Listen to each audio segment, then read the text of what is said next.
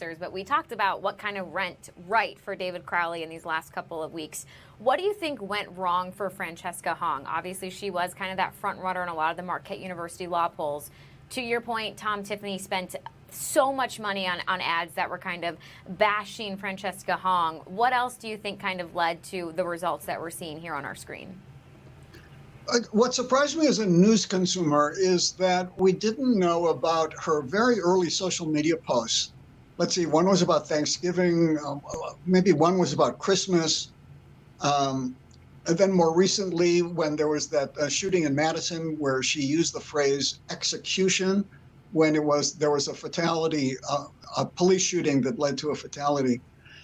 Those things sort of bubbled below the surface. And then along with what you just said, Haley, those ads, which really punched it very, very hard, it was all of a sudden that the voters got a more comprehensive sense of what she stood for, what her beliefs were, a sort of a bigger picture of who she was and what her meaning of democratic socialism meant, socialist democrat meant. I think all those contributed just very slightly. The thing about it is, usually in politics, when trying to analyze a close election, is that sort of people like me can just sort of pick one little thing or two little things and say, oh, that's absolutely positively why the person lost or why the person won.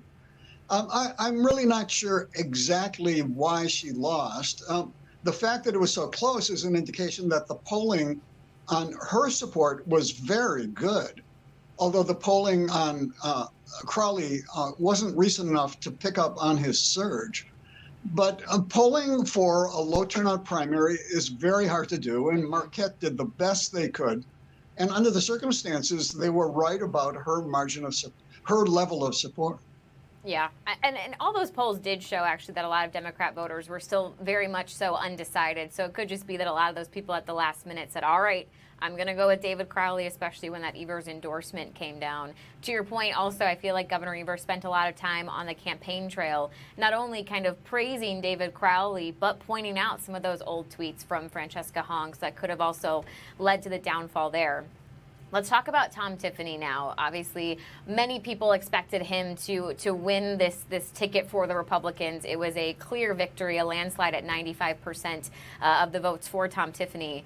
But as you mentioned, his strategy seemed to really be focusing on Francesca Hong, tearing her down, hoping that that's who he was going to face in November. Now he's not. So where does the campaign go next? Where's the strategy moving forward? Well, he already had a campaign appearance in Green Bay earlier today, and he was trying to pivot very quickly. And he was trying to critique County Exec Crowley's record as the county executive here in Milwaukee County, his record on spending and his record on taxation. And so that becomes a much more conventional Republican attack line against Democrats, as opposed to what he would have said against Hong. I think in terms of trying to assess what's going to happen over the next 90 days, we should probably assume that the Hong voters are disappointed, but they voted in the Democratic primary, in other words, identifying their partisan affiliation. I presume that almost all of them will gradually come to support Crowley. Almost all of them will come to say, well, I'd rather have Crowley than I'd rather have the Republican Tiffany. Mm-hmm. And so I don't think they're going to sort of sit at home and walk away from the election. This reminds me, to use a very old example, 1968, President Lyndon Johnson mired in the war in Vietnam. And there's the anti-war movement in the Democratic Party, and there's the, I guess you'd say, the pro-war movement. President Johnson decides not to run for re-election. The race is between eventually Hubert Humphrey, Vice President Hubert Humphrey, ended up being the representative of the pro-war party, although he wasn't exactly a hawk, versus the anti-war candidate such as Eugene McCarthy. And after Humphrey got the nomination, the anti-war Democrats really did stay home. And I think it's because of that Richard Nixon won the presidential primary in 1968. And the reason I'm mentioning this, besides that I remember it, I'm that old, is that the key is, where do the Hong voters go? Do they go with Crowley or do they stay home? Yeah, I think that'll be interesting. I think also will be interesting to see where the moderate voters go. Will they go with Crowley or will they go with Tom Tiffany? Of course, I feel like that's half the battle next for both of those candidates, is trying to win over those kind of flip-flopper voters, those moderates. Before I let you go, Mordecai, last question for you. Just what has it been like for you to follow this race? I feel like I have really never seen this many twists and turns and shakeups when covering politics. Haley, I have to say it's been wonderfully exciting, and I mean that from a nonpartisan point of view. In other words, that we saw how active and dynamic Wisconsin politics is and are, that things change, and that if anybody says, oh, things never change, everything is predictable, well, last night was the ultimate example of the unpredictability of Wisconsin politics and of the unpredictability of Wisconsin voters. And so that sort of circles us back to how important voting is. And it looks to me, from a very rough analysis, that the turnout last night was a little above average. It punched through past 1 million votes.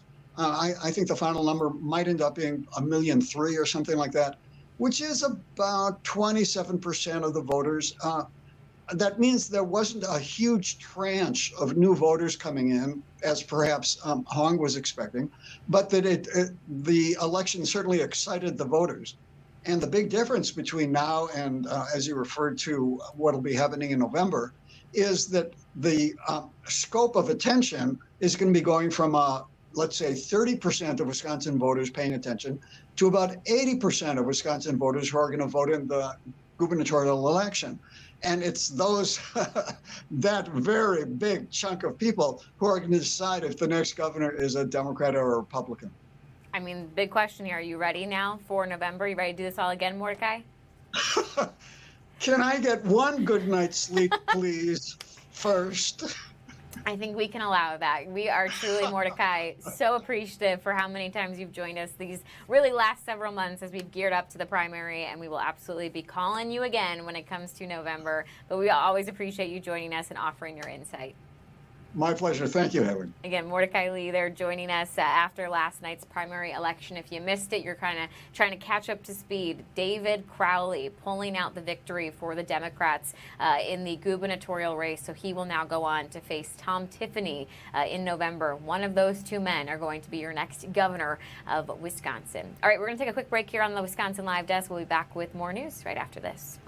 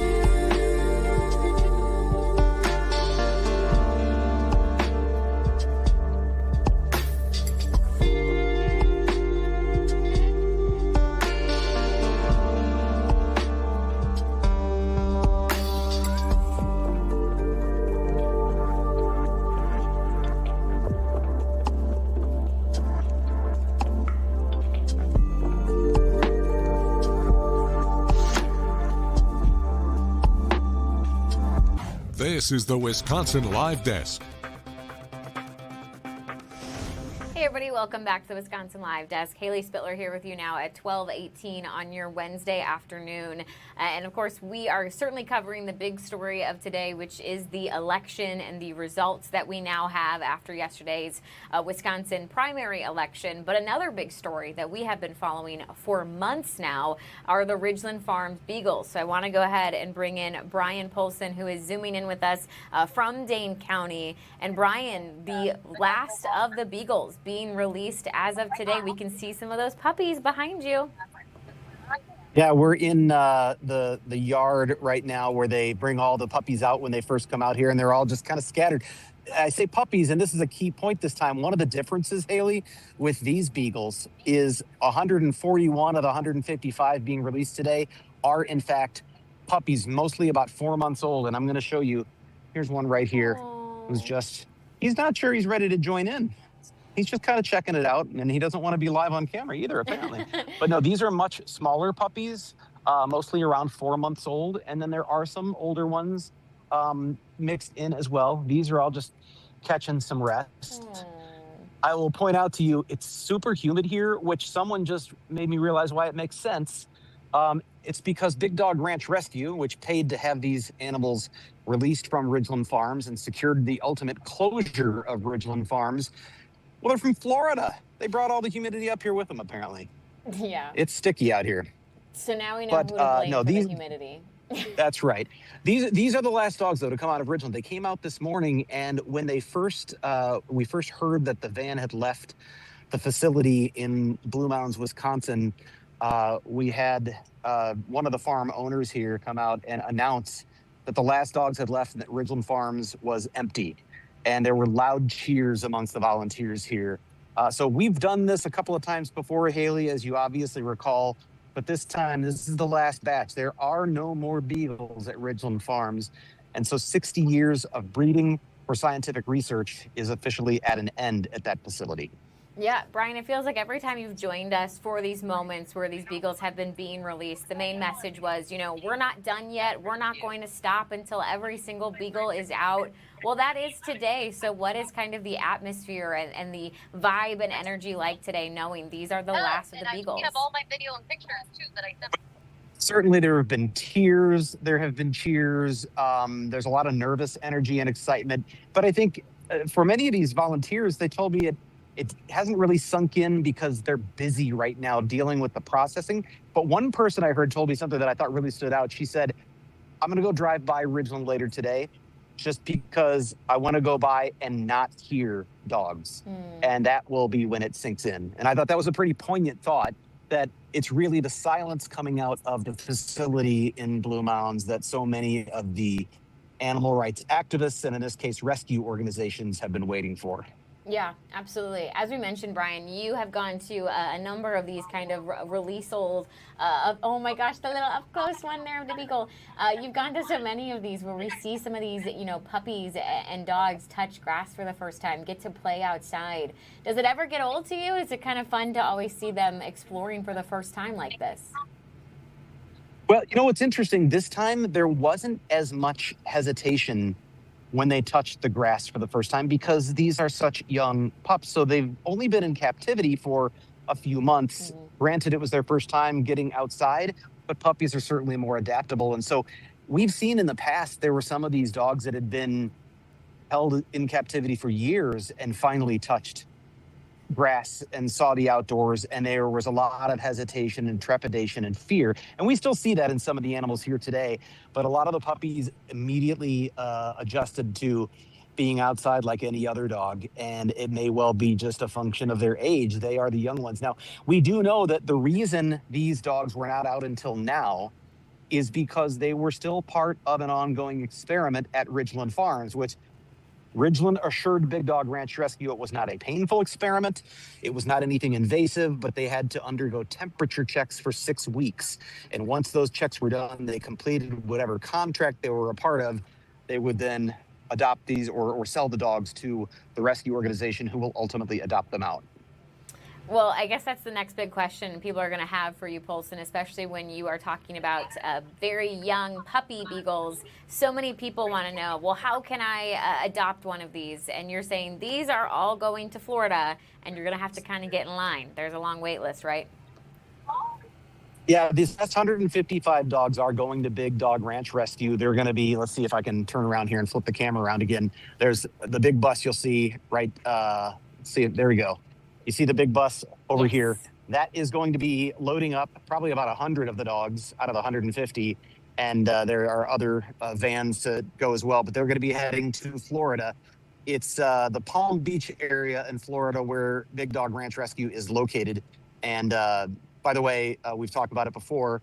Not coincidentally, it's about 15 miles west of Mar-a-Lago. President Trump's daughter-in-law, Lara Trump, is a board member of Big Dog Ranch Rescue.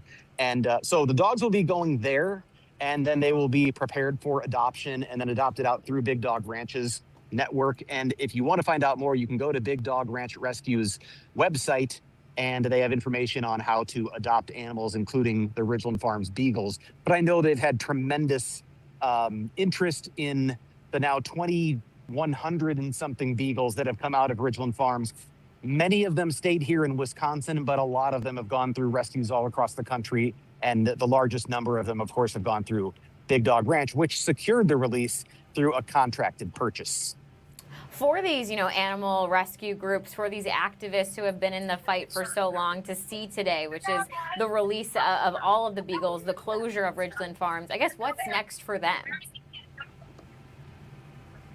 Well, what's next for most of the animal rights activists and a lot of the people who are interested in this is turning their attention to continued animal testing and dog testing that goes on right here in Wisconsin. And in fact, I was told there is still intention to reintroduce what's called the Beagle Freedom Bill. It was introduced last year. They plan to do it again in the upcoming legislative session. And that is focused on requiring that any facility that performs research on dogs, if those dogs survive that research, if they are still able to, after the research is over, that they be adopted out, not euthanized. That's one thing that they'll be pushing for. A lot of the activists, though, are turning their attention to other beagle breeding facilities. Ridgeland was the second largest in America, but the biggest is Marshall Farms in New York, in upstate New York. And that facility has something on the order of 16,000 beagles, plus tens of thousands of other animals. 16,000 beagles, that places it about 8 times larger than Ridgeland Farms was at the time this rescue effort began.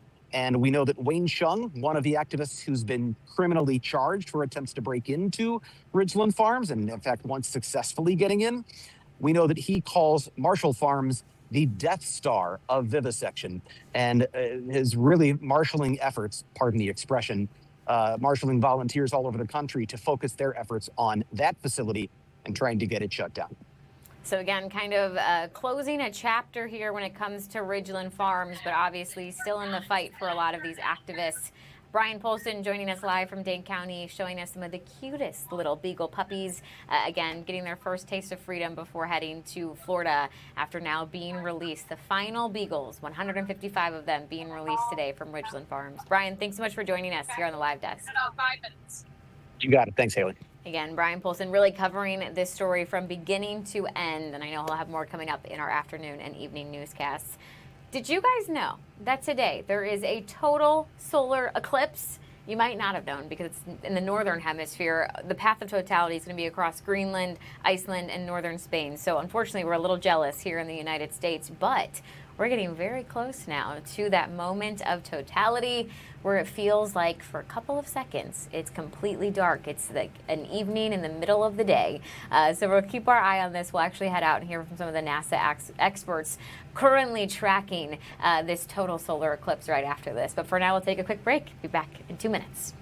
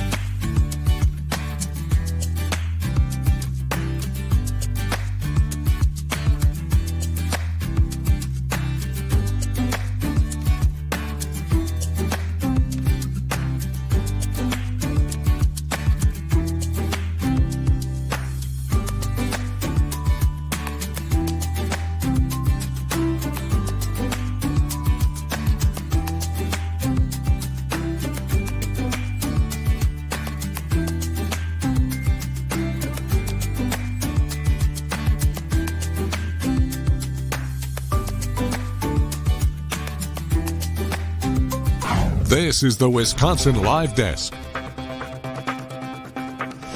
Hey everybody, welcome back to the Wisconsin Live Desk. Haley Spittler here with you at 12:30, and again, we are waiting for the path of totality for this total solar eclipse happening in the northern hemisphere. So the lucky kind of countries that are going to get to see that moment of just sheer darkness: Greenland, Iceland, and Spain. This, I believe, is a live feed in Iceland as they wait. We're about less than 20 minutes out or so of that complete totality moment. As far as what visibility is going to look like in North America, they say 37% coverage is going to be in Alaska, 14 to 16 in Boston, New York City going to be at 9%. So certainly not as exciting as when you're in that path of totality. I know it looks like it's disappearing here for a little bit. Oh, this is actually out of Maine. Not even close to Iceland. Thanks for producer Delaney there getting me the facts that we needed. But when it goes like this, it's just because some clouds are currently covering it up. But again, we're going to keep tracking this. Actually, NASA is tracking it as well. So I want to go ahead and pull up their feed. They kind of check in and out throughout some of these videos. So I want to see if they'll talk about it as we get closer to that moment of totality. Thermal infrared to make new observations of the corona and learn all about coronal structure and dynamics. What is it about the corona, the sun's outer atmosphere, that we're still trying to better understand? Well, you know, we've known for about 100 years now that the corona is incredibly hot. It is millions of degrees hot, even though the solar surface is only a few thousand degrees. And we're still trying to understand exactly how the corona's magnetic field carries that energy up from the solar surface into the corona to heat it to those high levels. Our observations today will open new discovery space with wavelengths that are very rarely observed, that will allow us to apply physics models to better understand how that corona is heated. We'll also be looking at the structures of prominences or material from lower down that's kind of suspended in the corona that we're still trying to understand, especially in these infrared wavelengths where we don't have a lot of observations. And all of this will also help us to understand, of course, the sources of space weather that affect us here on Earth. And so I know you flew this experiment and a similar one during the 2024 and 2017 total solar eclipses. What did you learn from those eclipses? And are you making any changes to your experiment for this eclipse? In 2017, our first attempt at this kind of observation, we didn't even know what we were going to see. And measuring in the midwave infrared revealed new observations and new measurements that I think opened up the possibilities of lots of future experiments to try to better understand this emission from the sun. In 2024, we flew an upgraded instrument, the same one that's flying this year. It has 4 cameras measuring across 9 different wavelength bands. And we learned quite a lot, although we're still analyzing that data.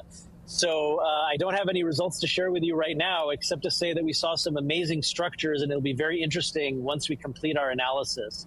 Yeah, I'm looking forward. For this year, we're flying the same. Oh, sorry, go ahead. No, go ahead. For this year, we're flying the same instrument, and we're not making any changes to it from 2024, except that we're applying all of the lessons that we learned from the prior flights, including being able to fine-tune the observing time and the observing procedures. And of course, we also now have our data analysis pipeline that's already made from 2024, which will allow us to combine this data with the data from 2 years ago to make new scientific measurements much faster than we were able to do in the past. Thank you so much, Amir. I know the plane is about to be capturing the eclipse in about 13 to 14 minutes. So best of luck out there, and thank you so much for joining us. It's my pleasure. Thanks so much. So let's take a look at the telescope views right now. The partial solar eclipse has just begun in Spain. You can see a little slither of the sun that's been cut off on the one of the sides. The moon has just started to move in front, and it'll take roughly an hour or so before it completely covers the bright disk of the sun. Thank you again to our partners for these beautiful telescope views of the solar eclipse. We're about 10 minutes away from totality in Reykjavik, Iceland. The telescope views there are cloudy at the moment, but what we're seeing in front of us are views from Spain and hopefully the skies stay clear for Spain. And fingers crossed, that is what we want for a total solar eclipse, is clear skies. So before totality comes, we have a few minutes to show you different types of science NASA has been conducting in Iceland for years. Iceland is a great place for astronaut training due to its terrain. A few years ago, the Artemis II crew and the science team spent some time there to prepare for the Artemis II mission. Let's learn more.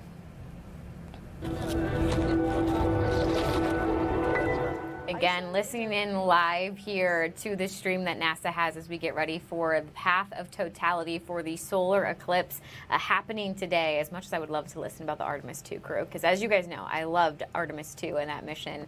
Want to pull you over to another feed here, kind of showing us the path of totality. Again, we're getting so much closer to seeing that just sheer amount of darkness in Iceland, Spain, a little bit farther away, and that's what we're taking a live look at right now is Spain. As you're going to start seeing kind of the light disappear and just get closer and closer to darkness. But again, always an exciting time. I mean, look at what it looks like from comparing Spain to Norway here.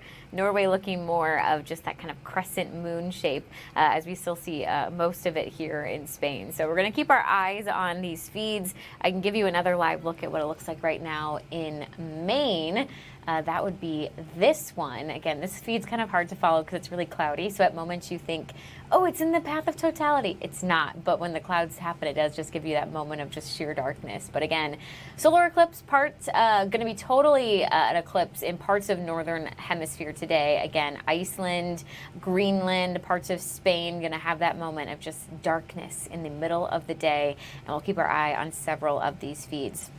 We're also currently waiting to hear actually from Tom Tiffany. I know we focused with Mordecai Lee heavily on the Democratic race last night, then the primary for the gubernatorial election. And again, David Crowley, the victor in a very close race there, now going to take on Tom Tiffany, who won by a landslide margin on the Republican side of this. So both those men punching their tickets to be in the November election. We do anticipate hearing from Tom Tiffany soon. As soon as that begins and our crew is there, we're going to bring it to you live right here on the Wisconsin Live Desk. I think a lot of people wondering kind of what the campaign strategy is going to be now moving forward for Tom Tiffany. Obviously, we spoke with Mordecai about it, but the months leading up to yesterday, a lot of the strategy seemed to be focusing on Francesca Hong and why Tom Tiffany said he was a better candidate to be the next governor over Francesca. Obviously, a bit of a moot point now moving forward when David Crowley is the Democrat candidate. So we're going to see kind of how his campaign now shifts to focus on Crowley instead of Francesca Hong. Again, expected to speak here in just a little bit, and we'll bring it to you live on the Wisconsin Live Desk. For now, we'll take a quick break. We'll be back with more news after this.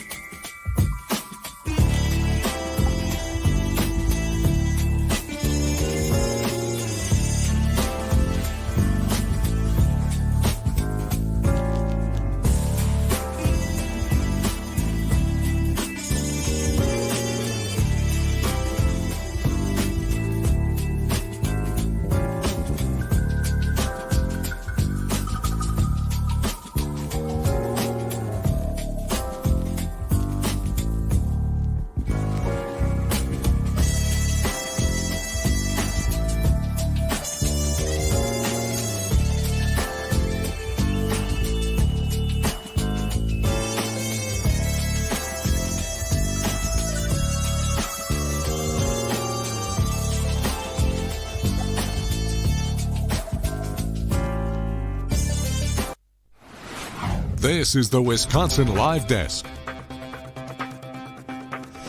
Hey everybody, Haley Spittler here with you at 1240. I want to get us out to the Tom Tiffany event that's happening live right now. Tom Tiffany currently addressing media, so we'll go ahead and listen in here. Again, after he won the Republican seat, he will now be the candidate for Republicans in the gubernatorial race this November. Farmland to industrial scale, wind, solar, and data centers. We're going to protect our farmland here in Wisconsin. Thank you. You betcha. You betcha. Yes. Right. Yes. And we are going to make Wisconsin one of the great states in America once again. You betcha. Common sense. We are going to set higher educational standards, not lower. We're going to make sure that good teachers get paid more money, that they're safe in the classroom. And we're going to hold administrators accountable for those results so we get back to having great schools. We saw the decline.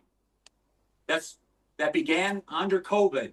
We are going to take care of remedial education and get back on track for education here in our great state.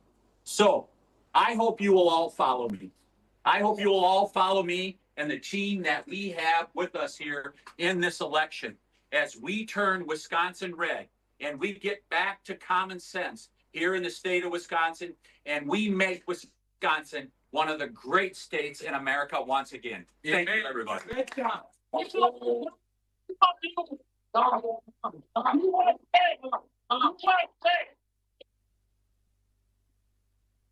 So before we get to the press, does anybody have a question? I'd be happy to take a couple of them. Burnsy, you get to be first if you want to.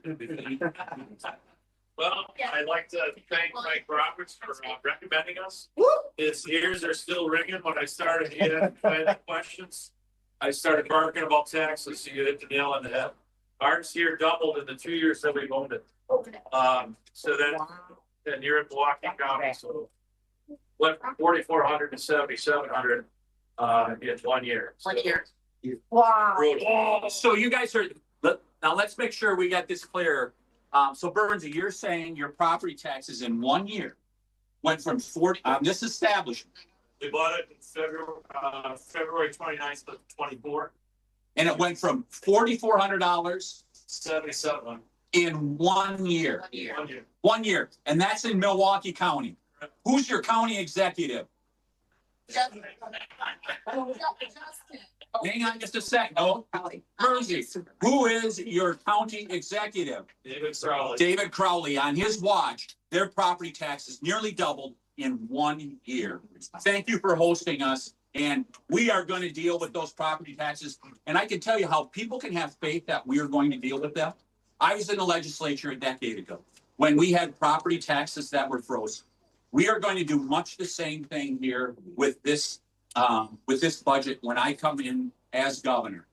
We are going to first end the 400-year property tax increase, bringing down property taxes for many people. And then after that, we're going to freeze them so you don't have to worry about being taxed out of your business, taxed out of your home. And for you young people out there, we're going to make sure that you aren't having to pay such high property taxes that you cannot afford a home. We just did a press conference earlier this week. Average age of a young person to be able to buy a home in 10 years has went from 29 years of age to 40 years of age. We've turned a generation of young people into renters. Nothing wrong with renting. I used to when I was young also. But at some point, we want people to have the American dream. And a big part of the American dream is ownership. Thank you again for hosting us, Burnsy. All right.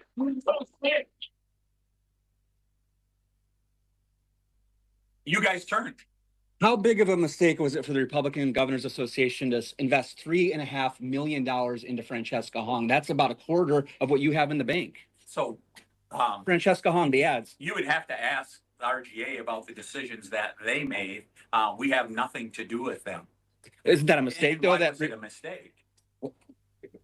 they spent $3.5 million for Francesca Hong in support of her. That was the decision that they made. Wouldn't you have rather had those ads for you? There's no difference.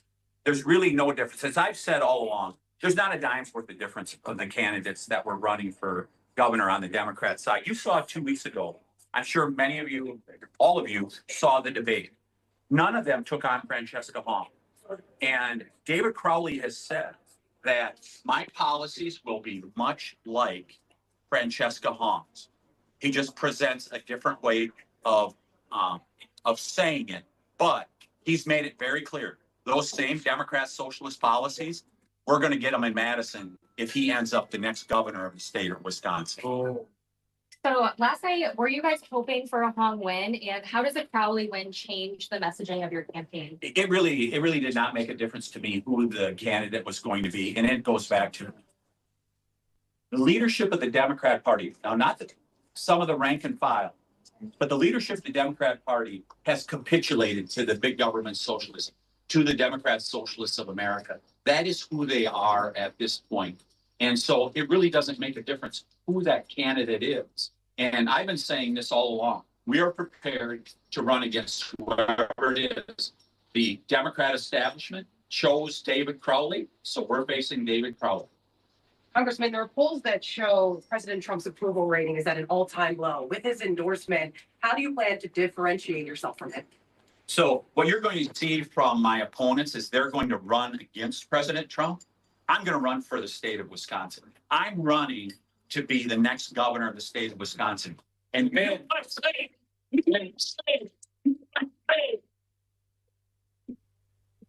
I've been out there officially running for governor for almost a year now. And our message has been consistent all along. It's been a general election message. We are going to make Wisconsin more affordable and more accountable. We're going to make sure that we audit all of state government to root out the fraud and waste, because we know it's happening. I mean, think about the gas station here in Milwaukee. $1.6 million of food stamp fraud that went on here over 3 years. We've got to root that out because it's jeopardizing services for people who really need them. And then we're going to reduce taxes. We're going to end the 400-year property tax increase. We're going to get control of these ever-rising utility rates. By Bernsey, can you tell me how much your utility rates went up in the last year or so? For this building, for the bar, we started about $1,100 a month in just electric, and now it's between $1,400 and $1,500 a month. So $2 billion of increases in the last 8 years in county. That's what's nickel and diming small business owners like this, as well as residential consumers. My Public Service Commission will not rubber stamp these increases that are leaving people so they don't have any money left at the end of the month. So we're going to be focused on what we can do for Wisconsin, not worrying about shouting at Washington, D.C. USA! USA! Thank you, Tom. Guys, anything else? Yeah. We good? I'm wondering, why do you think endorsed Republicans weren't able to win? Were there issues with messaging or mobilization? And what does that tell us about the stances that voters are going to put in? You know, the voters choose who their candidates are going to be, and they are here today. This is who they chose. And I can just tell you that the people that I see here that have been nominated, they worked all over the state of Wisconsin. I saw them in every corner of the state of Wisconsin. They earned the right to be on the ballot for the general election, and I'm happy to join them as we travel around the state and advance our ticket here for November 3rd, and we turn this state red on. Amen.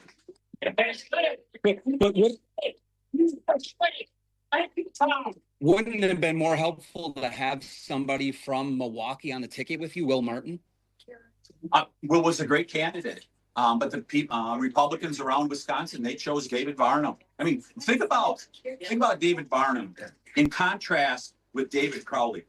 David Varnum was a mayor of Lancaster. Did you balance budgets there? Did you raise taxes on the citizens of Lancaster? We had the lowest property taxes of any city in our county. So I think it's a great message for the people of the state of Wisconsin that we have people that are fiscally responsible, that are running in this election. We're going to be good caretakers of the people's tax dollars here in the state of Wisconsin. We are not going to raise taxes. And by doing that, we are going to start job growth here in Wisconsin. I mean, remember, we're number 40 in the country at this point in terms of job creation here in the state of Wisconsin. Number 40. We can do so much better. The Wisconsin is open for business signs were taken down 8 years ago. Well, they meant it. We're going to put those signs back up. Wisconsin's going to be open for business when I become the governor of the state.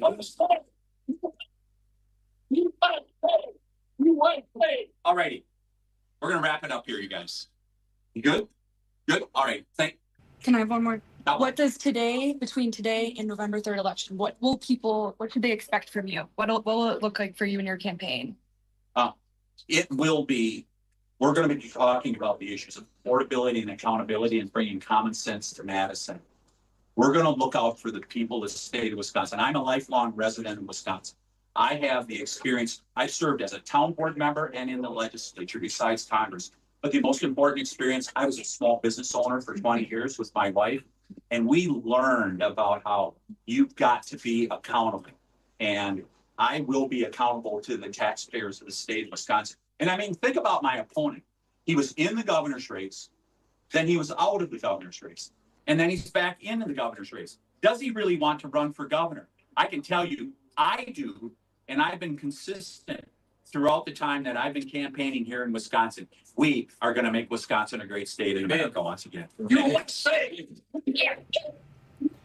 Again, this is Tom Tiffany at an event in West Allis talking about kind of waking up this morning, the official Republican nominee to now go up against David Crowley in the race to be Wisconsin's next governor. Our very own Jason Calvi kind of zooming us in there. You might have heard some of the questions Jason asked really about the strategy here of going after Francesca Hong, especially in so many of those ads. And Tom Tiffany kind of saying, you're going to have to ask, you know, the Republican government or governor kind of alliance, the ones that paid the money to fund those ads, more than $3 million spent there, kind of saying, that wasn't me, you'll have to talk to them.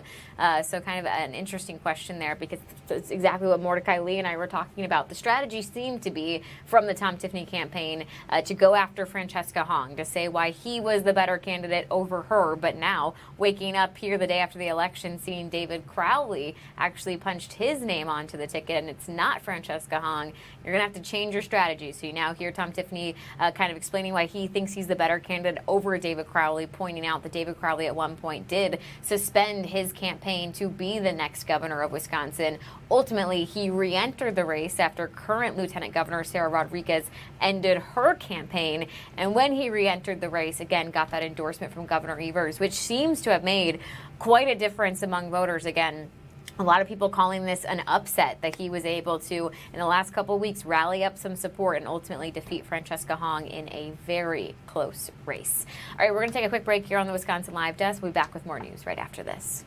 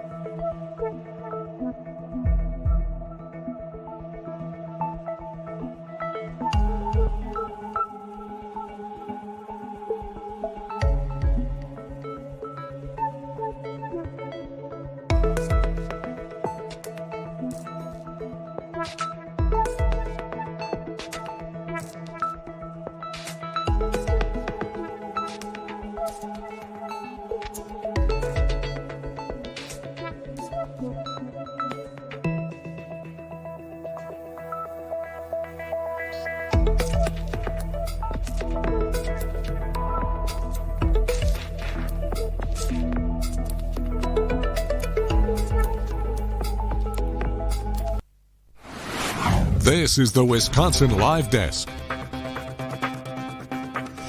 Hey everybody, welcome back to the Wisconsin Live Desk. Haley Spittler here with you at 12:55. Want to get us out actually to Minnesota, where they have been covering some breaking news all morning long, and is a very tragic and sad situation unfolding here in Hopkins, where we now know 2 adults and 1 child are dead after an incident at an in-home daycare. Again, all this happening right now in Hopkins, Minnesota.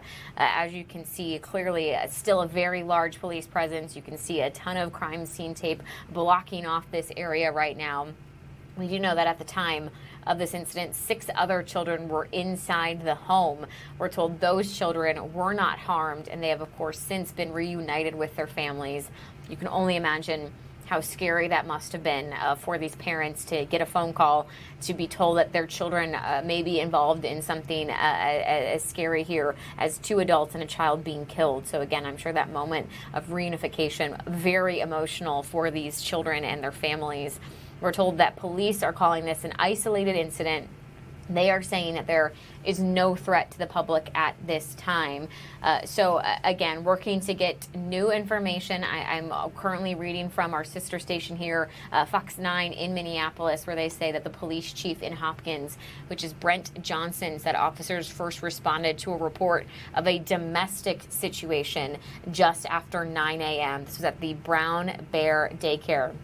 Which, yes, we're in a residential area right now because it's an in-home daycare.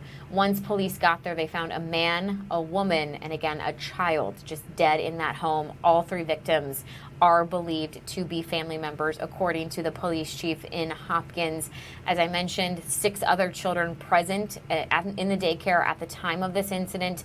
The police chief said no other kids were harmed. They have since been reunited with their families. As I mentioned, the victims all appear to be members of one family. He said investigators are currently believing that actually the deceased man might have been the perpetrator of this attack and then took his own life. Again, an isolated incident, and right now police saying there is no threat to the public at this time. Obviously, incredibly heartbreaking to hear, though, of what's happened at a daycare. You think of very young children, and especially whenever you hear of a child being killed, certainly a heartbreaking situation, especially depending on how young these other 6 kids are, what they might have seen, what they might have witnessed today. But again, those other 6 kids at the home daycare not harmed and are back with their families at this time.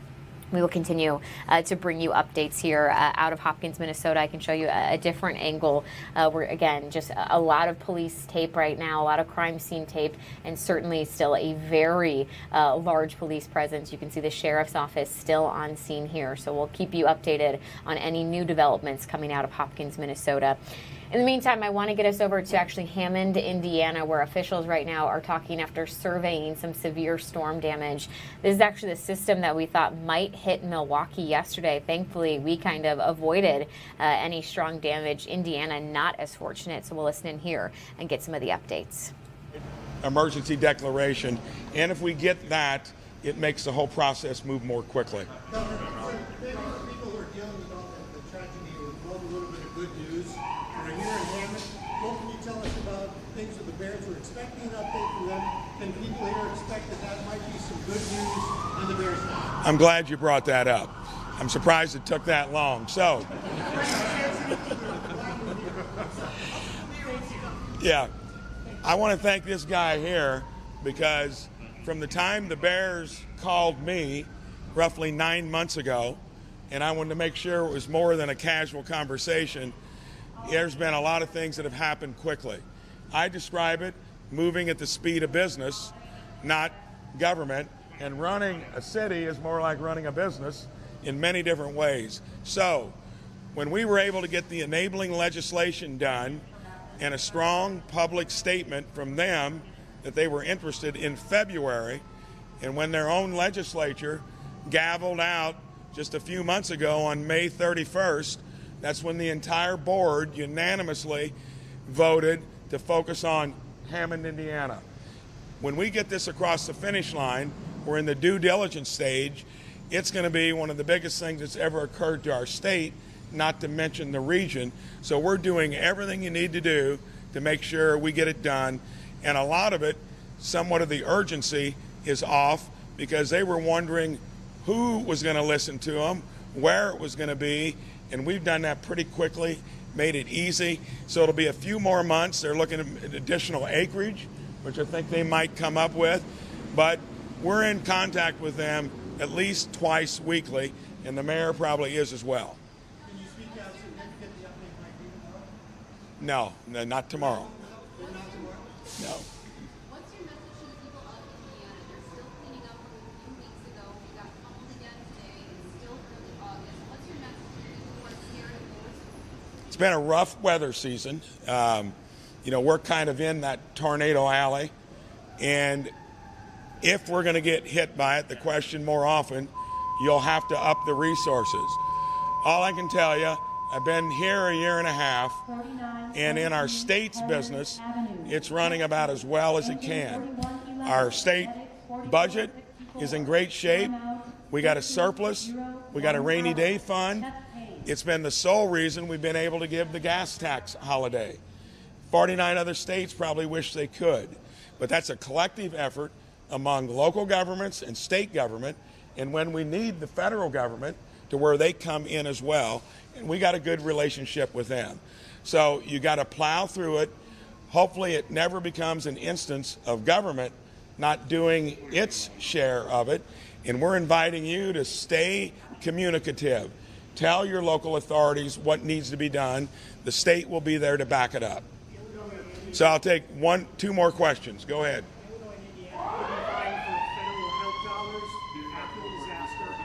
Indiana has a much better relationship with the federal government, the Trump administration. How will that help you? Do you see that being a leg up for Indiana? I think that's going to make a difference. We were the state that got the drone corridor when they picked 2 states. We're the state that's going to get part of the agricultural department moved to us among 4 other states, 5 of us all together, and things like energy independence. So we can actually do what I've spent the most time on, reorganizing the entire Indiana Utility Regulatory Commission, and we're going to make sure these affordability issues, property taxes, healthcare costs, cost of owning a home, all get addressed. And this is part of it, and yes, you got to have a relationship with the federal government, hopefully to where they're responsive when you need them. One more question. Go ahead.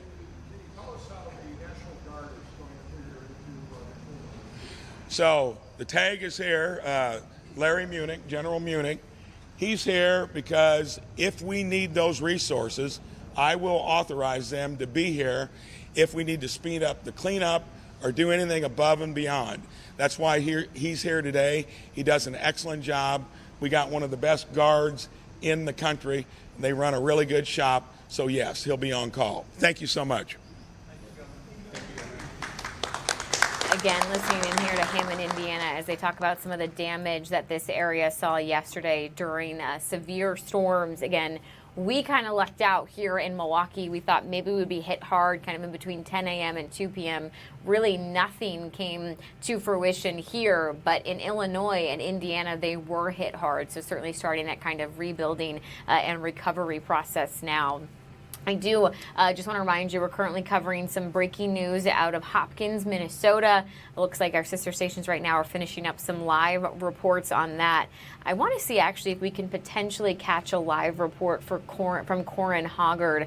Looks like they might be going out to him shortly. Let's listen into what he has to say as he reports for his station, again, our sister station in Minneapolis. Confirmed this morning, but this woman who lives across the street said that she saw what appeared to be a police chase that ended just in front of the house, and we can kind of see a vehicle parked pretty close to in front of the house on the wrong side of the street. That's where she described this happening. She said she saw a man jump out of that vehicle and then go into the house. She recognized him as somebody who should be living in that house, and so she wasn't really stunned to see that happen, but she was a little bit unnerved by seeing the police following him. But she said that they did not go through the threshold into the house immediately, and so that didn't happen until a while later.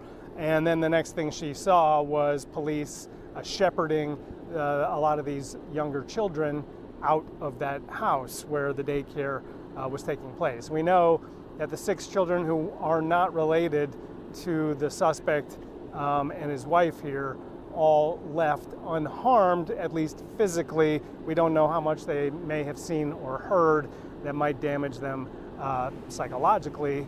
But that is what one neighbor said. I also called the notary who did my refinance and lives next door, and she told me she didn't hear anything. She was at home. In fact, as I was talking to her on the phone, she said the police were coming up to her house to start to ask her about what she saw and heard, and the answer was basically going to be nothing. It was quiet. She said this place is typically quiet. This entire street of houses is normally quiet. Most of the neighbors I've talked to mentioned that there was a previous domestic violence homicide that occurred in 2023, a little bit around the corner here, but basically the entire neighborhood, that they take it to be safe. And because these are 2 incidents of domestic violence, they don't feel any less safe. They are unnerved knowing it happened so close to them. Talked to one woman who had her 2 young daughters with her here, who are the age that you might have sent them to that child care. She said she saw the woman frequently come to this city park across the street and with the children who she takes care of, and that, she didn't really interact with her much, but she knew that there was a daycare and that woman would go to this park.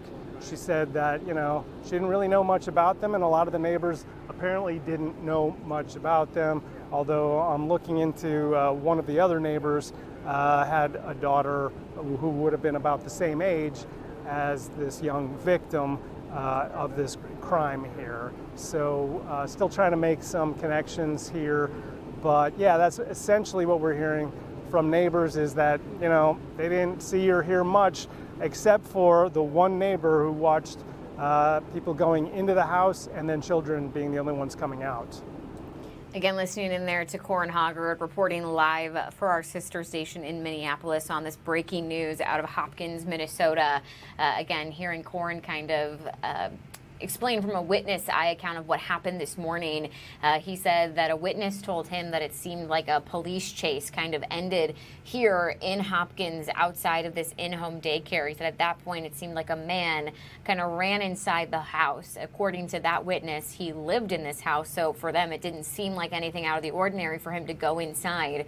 Again, now from the police chief of Hopkins, Minnesota, we're learning that a domestic incident occurred moments later, leading to the death of 2 adults and 1 child. Again, all this happening at an in-home daycare in Hopkins, Minnesota earlier this morning. Police arriving to that report of a domestic situation just after 9 a.m. at Brown Bear Daycare. When police got there, they found a man, a woman, and a child dead inside the home. According to the police chief, Brent Johnson of Hopkins, all 3 victims are believed to be family members. We're told there were also 6 other children present in the daycare at the time of the incident. The police chief says none of those children were harmed. Again, Corin making the same point I was, physically unharmed, but you do have to wonder and what they saw, how old these kids are, if it registered what they just witnessed, because certainly potentially some psychological trauma could certainly follow seeing such a horrific incident unfold earlier this morning at this daycare. We are told, though, that all 6 of those children are now out of the home and they have all been reunited with their families.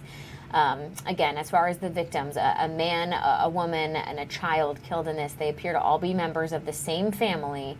And it does sound like in the preliminary investigation here, they believe the deceased man was the perpetrator who then took his own life. So because of all this, because it seems like it was a domestic situation, one family involved, police saying it was an isolated incident and there is no threat to the public at this time. But again, obviously just some heartbreaking details coming out of Hopkins, Minnesota, especially hearing about a child victim here killed in this incident. So we'll keep you covered on the latest coming out of Hopkins, Minnesota. I actually want to pull up our sister station is currently covering this. Obviously, huge breaking news for them in Minneapolis. So I just want to dip in and kind of listen to their coverage as they continue to follow this breaking news situation.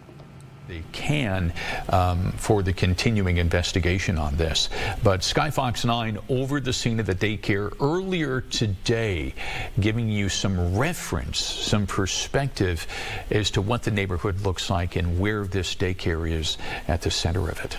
And I know we are working on it in our control room. We're working on getting some of the sound earlier from the police chief and also the mayor, because if you are just joining us, you might just be wondering what is going on. I'm just seeing these live pictures and I need to know what's going on. And you could see, of course, what those words on your screen about 2 adults and a child dead at a home daycare. So I just wanted to mention some of the information that we got here from the Hopkins Police Department. They said at 9 o'clock this morning, the police department responded to a report of a stabbing. We have been, I think Karen Scullin mentioned this as well in her report, what she had gotten confirmed. It was a stabbing, but then said that the man might have shot himself. That piece of information we're still working to learn. Again, a press conference is expected to happen at 4 o'clock. We might get that information there. But as far as this information that we have right now from the police department, they said that this was a stabbing at a residence operating as a home daycare in the 200 block of Tyler Avenue North in Hopkins. When they arrived, the officers discovered 2 adults and 1 juvenile deceased inside of that house. Several children were present at the time of that incident, and all were safely evacuated and were unharmed. Some of our own photographers there on the ground saw, you know, some of the parents coming up to the home and walking out with a child. So that is what we have been seeing with our own eyes. They also said at this time that they believe there are no outstanding suspects or no ongoing threats to the public right now. So what you are seeing is just a very quiet scene as these investigators work to piece all of this information together. Because, Tim, we also don't know just the nature of the relationship between this man and woman. Of course, you know, police saying that they were family members as well as the child, but were there domestic incidents in the past? How many? Was this, you know, just what the scale of the relationship was as far as like in present time. Now, we were just showing you right here, okay, we want to go back to this picture right here. That is actually the daycare. So that's the Brown Bear daycare, and the mural on the garage. Now, Karen Scullin has been talking to neighbors there who indicate, you know, we really didn't know that there was a daycare going on there.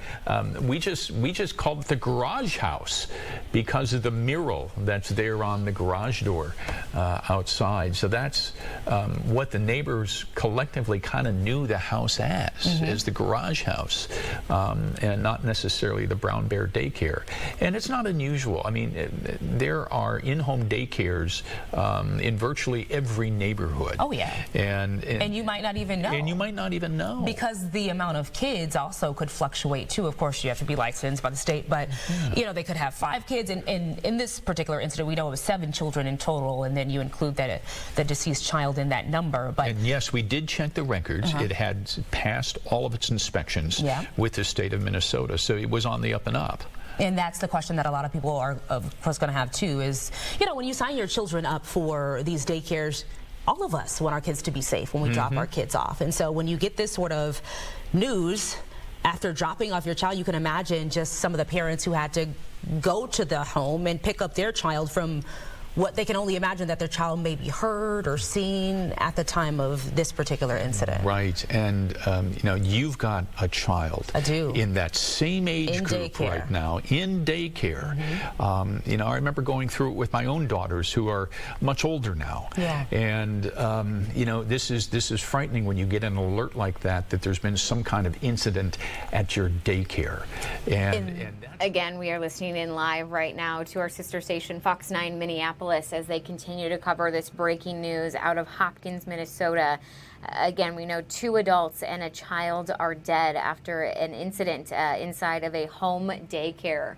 Hearing, obviously, these 2 anchors for Fox 9 Minneapolis describe how hard it must have been for these parents to get the news that their children have just now been a part of some sort of an incident at your daycare. You think you drop your children off, you always hope for the best. You want them to be safe and to be taken care of, and this is a scary situation for a parent to now find out, I need to go pick up my child. There's been some sort of an incident at their daycare.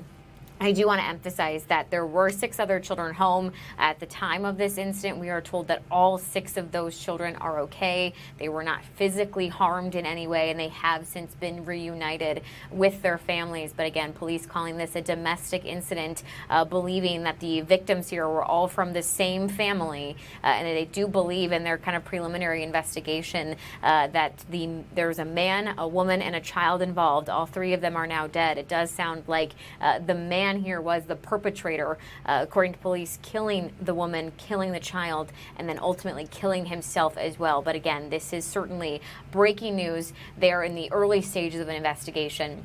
And as we have any updates, we'll pass them along to you right here on the Wisconsin Live Desk. In the meantime, we're going to take a quick commercial break. We'll be back with more news. We're also going to get you a check of your forecast. So stay with us. Be back in 2 minutes.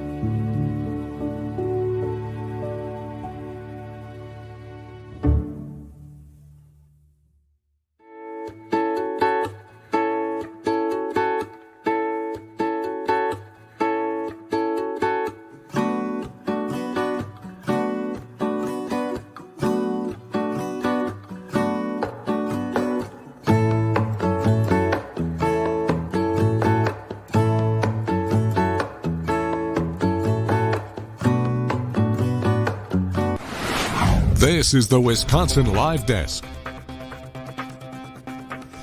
Hey guys, welcome back to the Wisconsin Live Desk. Haley Spittler here with you at 1:18 on your Wednesday afternoon. Again, here in Milwaukee, a bit of a cloudy day here, although it does seem like the sun is coming out to shine, at least temporarily. So want to get you a full look at your forecast, being joined here with weather expert Holly Baker. Holly, we're seeing a little bit of a technical difficulty. I'm just going to pull up your graphics for you, but walk me through kind of what the forecast is today. Yes, so the forecast for the most part will stay pretty cloudy. Most of the rain is off to our south. As you see, they got a pretty nasty storm yesterday, and they're back at it again for round 2. And you see a lot of those flash flooding warnings there, as well as a severe thunderstorm warning. Closer to home here, we are just dealing with some clouds, but we are starting to see some break in the sky, so we could see a little bit of sunshine before the day is over. Planning ahead here on our sky vision, at least by the evening here, or early or late afternoon, early evening, we will definitely have clearer skies. Some of those clouds will definitely come back into the area as we head overnight into Thursday's forecast. Thursday, for the most part, is looking mostly cloudy for the start of the day. Then we get rain that moves in by a little before lunchtime. That rain kind of dominates the forecast for majority of the day. We are looking drier as we head towards Thursday night into Friday. Here's a look at the temperatures and how they'll trend throughout the day. We're right now at about 77 degrees. We have a little more warming up to do, or we'll at least get to near 80 before temperatures drop throughout this evening to the 70s. And here's a look at those dew points over the next couple of days. We are going to be having higher dew points So it still will be pretty sticky and muggy. As we head towards Friday's forecast, it does get a little bit better as we'll be down to 60 degrees with our dew points, but it is still going to be sticky, but maybe not as obvious as it is for really today and tomorrow. Looking ahead here on our 6-day planner, Friday is looking to be our best day as far as a relief. Temperatures in the upper 70s, also with lower dew points. Every other day is looking to have a slight chance of rain, at least until we make it to Monday. Monday, we're back in the 80s there with the sunshine to return. And I will say this, Haley, we need this rain regardless. Like, we still need the rain in our area because even though we've had rain, it has not helped with our drought conditions. So I hope at least by next week, we will definitely start to see a little bit more of some improvements on the way with our drought conditions, especially with all the rain that we're seeing here for the remainder of the week and even parts of the weekend too. Yes, unfortunately, I think of everybody trying to get down to the Wisconsin State Fair, Holly, but it does sound like you're saying some of these aren't necessarily full-on washouts, right, as we look at the 6-day planner here?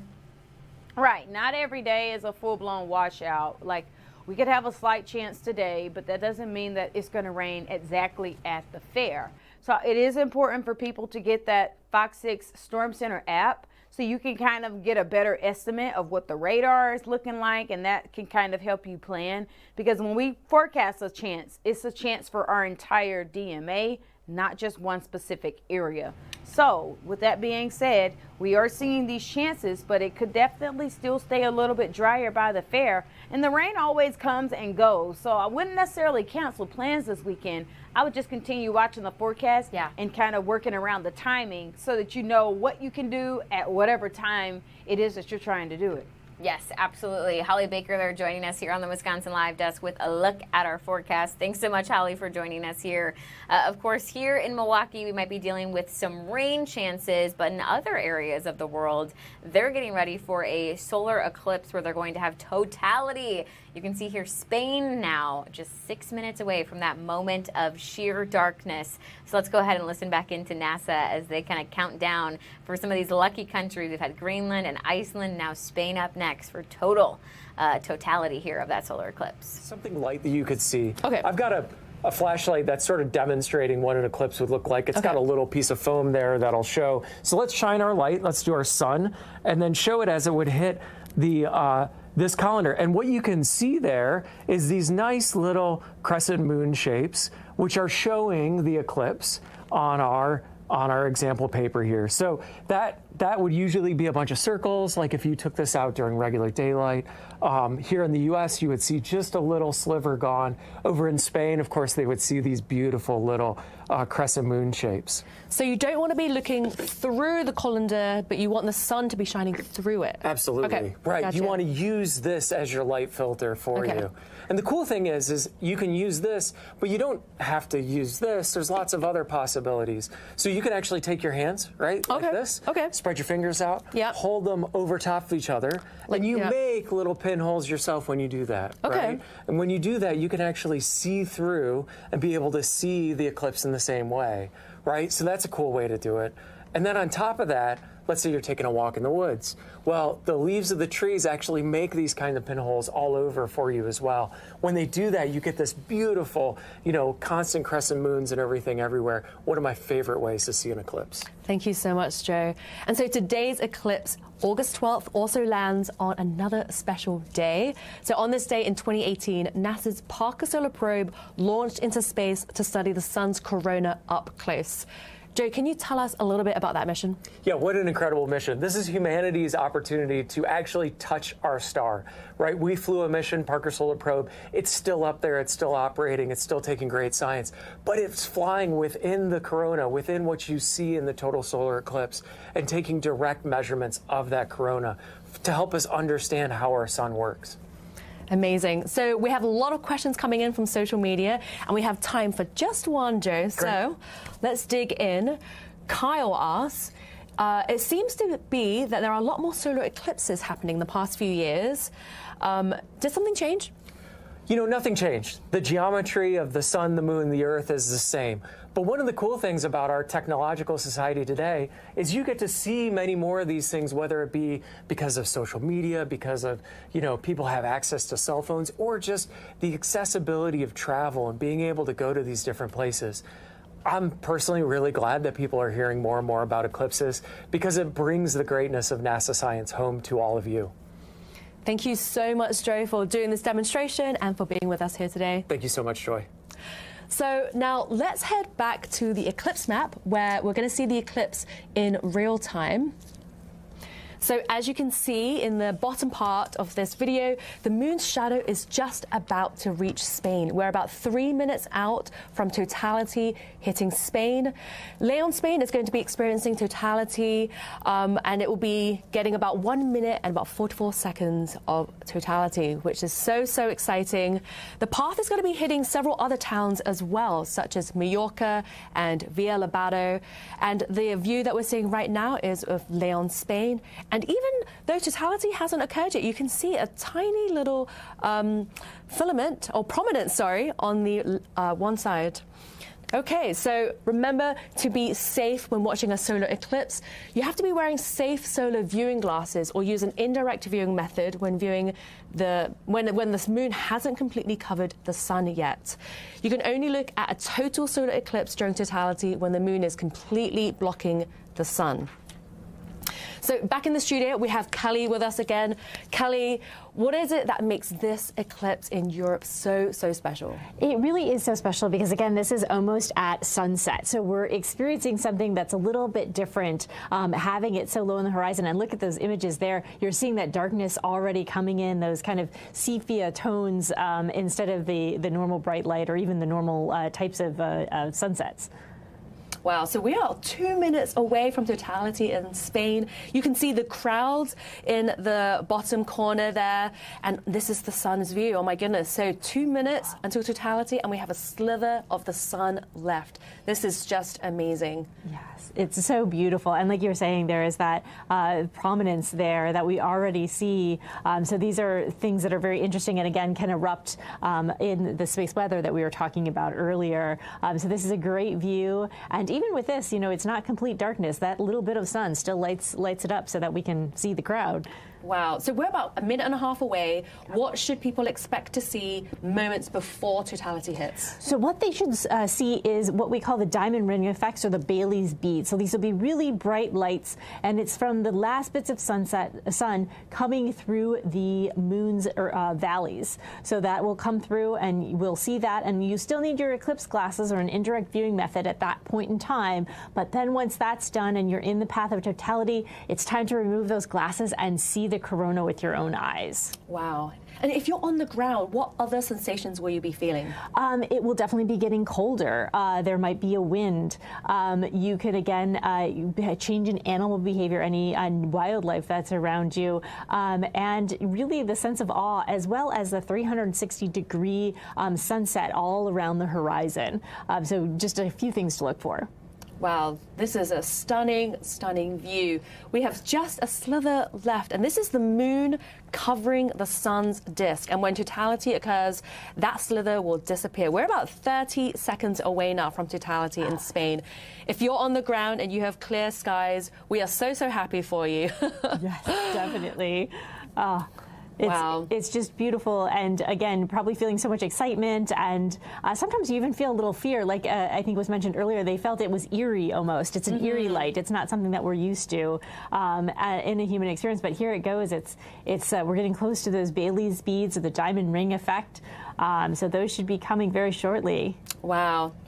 All right. Totality is almost there. The slither is about to disappear. Oh, okay. The little diamond ring. Wow. Yeah. All right. Totality has hit Spain. Yes. Oh my goodness. Lovely view. What is the red mark that we're seeing on the image right now of the sun. So the red mark is that filament. So it's a bunch of very hot material that has been hanging above the sun and just kind of hanging out there based on the magnetic fields of the sun that keeps it kind of in a little magnetic cage. Oh, look at that. That's a really nice view of the corona. You're seeing things that look like streaks coming out of this, and those are streamers. So that's the basis of the solar wind that we are bathed in constantly. The sun is constantly outflowing material, and so that's that constant stream, and then you see the what could become a big chunk at some point in time in the pink filaments that you see there. Wow. So we see that coming off of the sun. So this is the atmosphere of the sun, the sun's corona.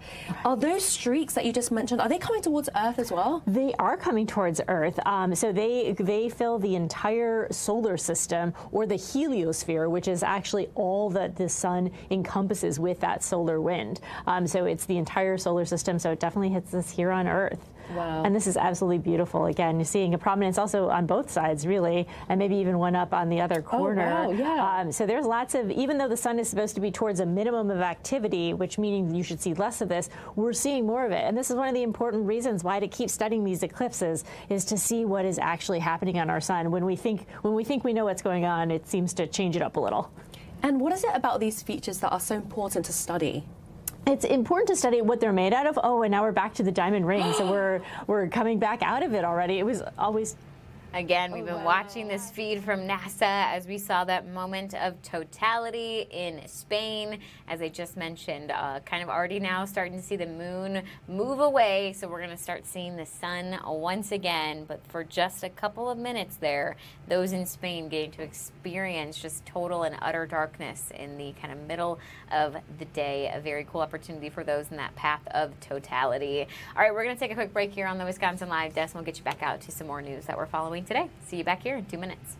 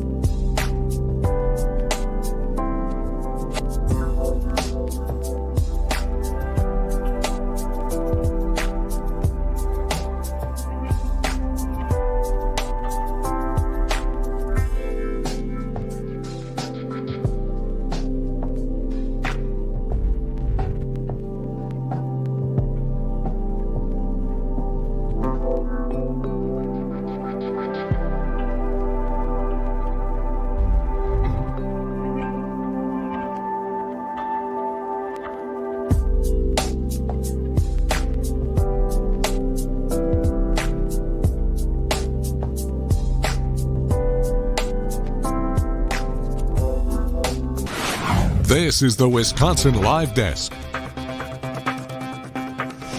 Hey everybody, welcome back to the Wisconsin Live Desk. Haley Spittler here with you at 1:33 on your Wednesday afternoon. As a reminder, I'll be with you until 2 o'clock. Then Maddie Stelk is taking over, and she will get you guys all the way to 4 o'clock. I do want to get us back out to our sister station's coverage right now in Minneapolis, where they are reporting on an ongoing breaking news situation that happened at a home daycare earlier this morning that ended with 2 adults and a child dead, believed to be a domestic incident where the male involved in this, sounds like, according to police, killed a woman and then a child and ultimately then killed himself. But again, a live report happening now, and we'll listen in together. Sort of establishments are good people and they want the best care for their children. So I can only imagine it was the same in this particular incident. And I think we see this often too, Court, and you can speak to this because you've been a reporter and you've covered some of these incidents, but the domestic incidents, where they get so close to, it sounded like she was close to the finish line, right? Okay, I plan to close it at this date. What? That's in a couple of weeks at this point. So then to think about that, and we're almost to that date, and this happens to her child, her family, is just so heartbreaking. And in Corin, this conversation that you had with a neighbor clearly indicates, in the text message that you saw, was that this relationship was under some stress already. Right, and I think when you have kind of that finish line in mind, you know, just kind of heightens tensions too, and that's an unfortunate situation there where, you know, she couldn't protect herself or her daughter, you know, just for a couple more weeks to get to safety somehow. And yeah, that's very much a tragedy here. You know, she said also that she's hearing from other parents that the other children who were there at least saw the first 2 homicides, and then the suicide occurred in the garage, and they would have heard that but wouldn't have seen it. But that just makes this, you know, another layer of tragic, because now you have 6 children who have that in their brains. Hopefully, you know, they're young enough to forget, but who knows if they can or how long that might take. Yeah, we were just, Corin, right before you joined us, we had a wonderful conversation with a child psychologist who said that oftentimes these children, they may not talk about it, right? And it's important to let them process this and help them along the way too. So I'm hoping we can replay that interview here yet this afternoon, because it was very good and some very helpful bits of advice, I think, for all of us who are parents. Maybe not young students, but certainly older ones too. Yeah, Corin, you have a daughter. I mean, you can speak to that. I'm sure you have dropped your daughter off. Of course, your daughter is older now, but I think a lot of us parents, when you see this sort of story, your heart just sinks. And then you think about this incident of, oh my gosh, she was almost to the end, to where, you know, she could have been living a happy life after this. Right. But again, as Corin mentioned, you know, sometimes the worst happens at the very end because that person knows that it's coming, which is so unfortunate. Corin, I'm curious, have you seen any other, because of course you have this woman, a daughter, and then the husband, have you seen any other family members maybe around, show up to the scene, anything like that? Now, I've pretty much talked to everybody who's come up to these to this police tape. None of them, except for the one, have direct involvement there. I've talked to plenty of neighbors. I've been walking around the neighborhood whenever I'm not on air with y'all, and try to talk to as many as possible. I mean, the bottom line here is that nobody knew this was going on outside of the walls of that house, and nobody heard when it actually did. And so, you know, pretty frightening. But I did, you know, a lot of the neighbors down this way say that they don't really know each other. They don't know their neighbors all that well. They recognize people who come and go, but they don't really know them. They don't know them by name. Again, literally the notary on the refinance of my house loan lives right next door. She doesn't know them. She would recognize them, but she doesn't know them. Yeah. The woman who lived across the street, who described a lot of the scene before what happened inside, said she recognized the man running inside, but she doesn't know them by name, and she doesn't know everybody's relationship. Talked to a couple other folks who live down this way, same thing. A lot of them seem to know each other by face, but not by name.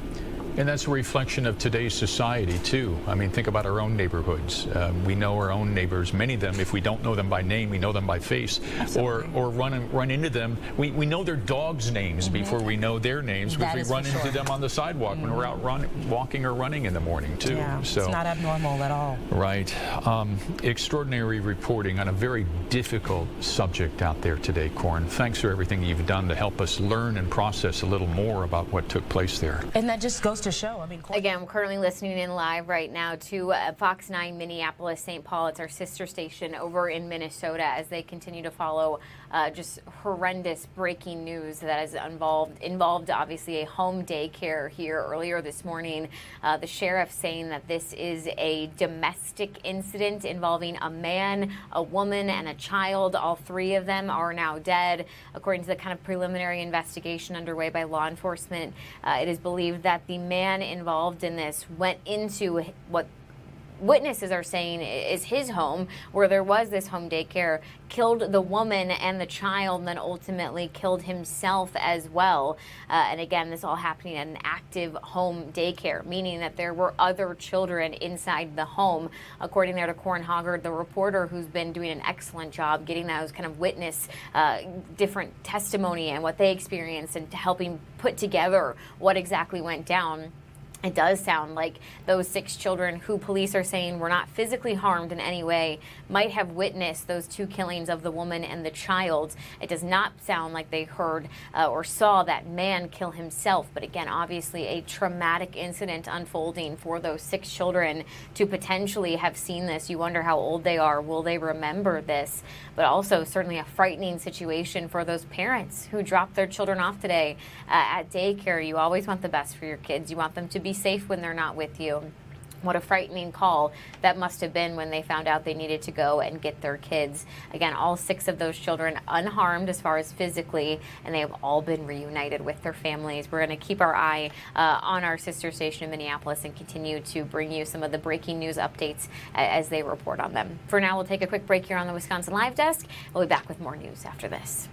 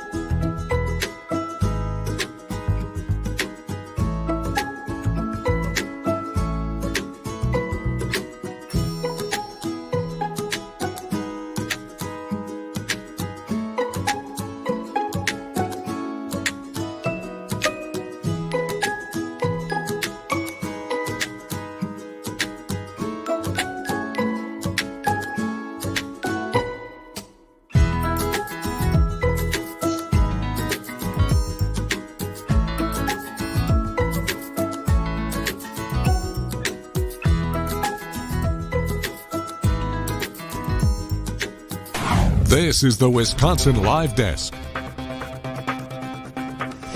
Hey everybody, welcome back to the Wisconsin Live Desk. Haley Spittler here with you at 1:43 on your Wednesday afternoon.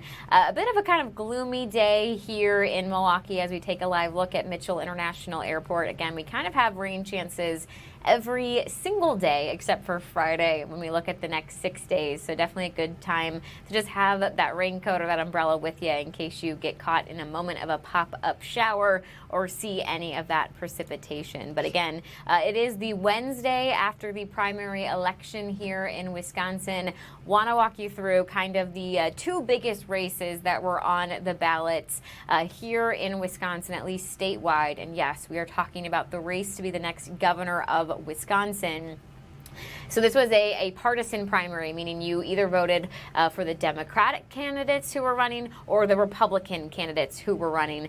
This is what many people are actually calling a bit of an upset here. David Crowley winning the nomination for the Democrats. He will be on the ticket in November. He will be now taking on Tom Tiffany, who won for the Republicans. But a lot of people expected this to potentially actually go to Francesca Hong. She was the front runner in a lot of those Marquette University law polls that came out before the election. I would say it was kind of between Francesca Hong, and then the next biggest number was actually undecided voters. But certainly a race that saw a lot of shakeups. At one point, there were 7 candidates, 7 Democrats running to try and get this nomination. We saw 3 of them eventually kind of end their campaigns. That's Missy Hughes, that's Sarah Rodriguez, that is Mandela Barnes.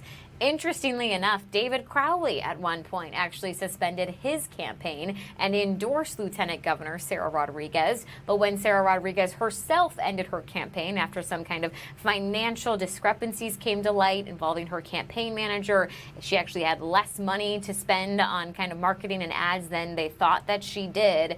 That's when David Crowley re-entered the race. And when he re-entered the race, he got the endorsement of Governor Evers. And for a lot of people, they think that really kind of made the difference here, was having that backing, having that stamp of approval from the current governor of Wisconsin. We saw David Crowley and Governor Evers spend the last week or so campaigning together.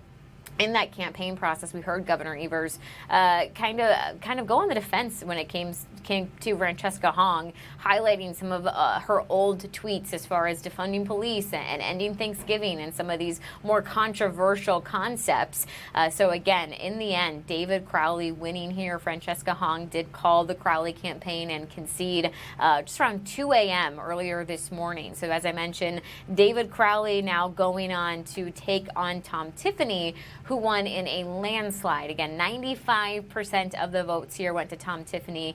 Andy Mansky, who's a 27-year-old kind of worker in the healthcare field, getting 5% of the votes. So this is the matchup you're going to see in November. You'll be choosing between David Crowley and Tom Tiffany to be the next governor of Wisconsin. Of course, Governor Evers not seeking re-election, not seeking that third term.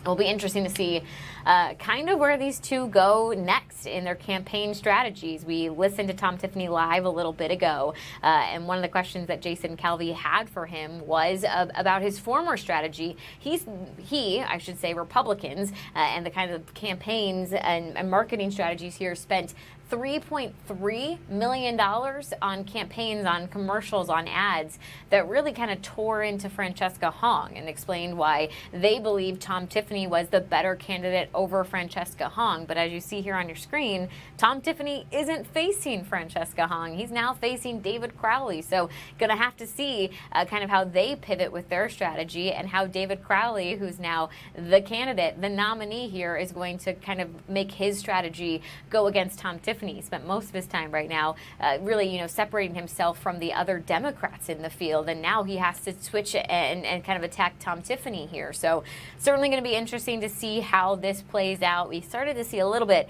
of Tom Tiffany strategy in that event he had live in West Dallas when he was answering Jason's questions. He said, well, I've always been committed to this race, and I'm facing somebody who wasn't, saying David Crowley dropped out and then he re-entered. I've always been 100% committed to this run to be the next governor of Wisconsin. So again, certainly an interesting election cycle. We were talking to Mordecai Lee, our political expert here on the Wisconsin Live Desk. Unlike anything he had really seen before, with all of the shakeups, the twists and the turns leading up to Election Day, and a very, very, very close race that it was last night. In the meantime, I want to get us back out to Minneapolis. Again, that is where there is some breaking news actually in Hopkins, Minnesota. I want to listen in to Chief Brent Johnson. If you're just joining us, we know 2 adults, 1 child killed in what police are calling a domestic incident today at a in-home daycare. You know you're still working at one last, if you know. Is this a licensed daycare? Do you have any idea? I do not have that information. Did the suspect shoot himself did he shoot or was he stabbed? At this point in time, I can't tell you that information. We'll be able to tell you later this afternoon, but there's 3 deceased individuals in the house, all believed to be related.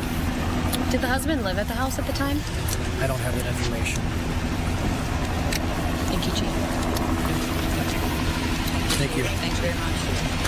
And there you have Police Chief Brent Johnson from almost 3 hours ago now, updating the media. We are going to have another briefing from the Chief of Police and Mayor Patrick Handlon coming up at about 4 o'clock here this afternoon. And of course, we will carry that live right here on Fox Local, streaming on fox9.com and on air on Fox 9 as well. And if you think, again, listening in here live to some breaking news in Minneapolis. In the meantime, I actually want to get us inside a courtroom here in Milwaukee. We are waiting for a hearing today for Peter McColgan. That's who just took a seat here, so we'll listen in momentarily. If that name sounds familiar to you, McColgan is charged in connection to a crash that killed 2 Marquette University lacrosse teammates last fall. We already saw 1 trial in relation to those 2 deaths. It was with the other driver involved in this fatal crash. She was found not guilty for the killings here of his former teammates. But again, now Peter McColgan facing charges as well on 2nd-degree reckless homicide. We saw a couple weeks ago what was planned to be kind of a plea deal go off the table for Peter McColgan. Want to listen in here as the judge now starts this hearing and gets this underway.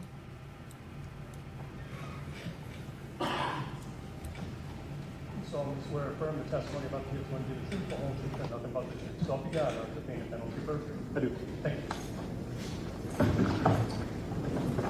Could you recite and spell your name for the record? It's William Haney, Williamhaney. How are you employed? I'm a police officer with the city of Milwaukee. And what unit are you assigned to? The crash reconstruction unit. How long have you been in that unit? Going on 16 years. Did you assist in the investigation into a fatal crash that occurred on September 5th, 2025 at approximately 5 p.m.? Yes. And did that crash occur at the intersection of North 27th Street and West St. Paul Avenue? Yes. Is that location in the city and county of Milwaukee, Wisconsin? It is.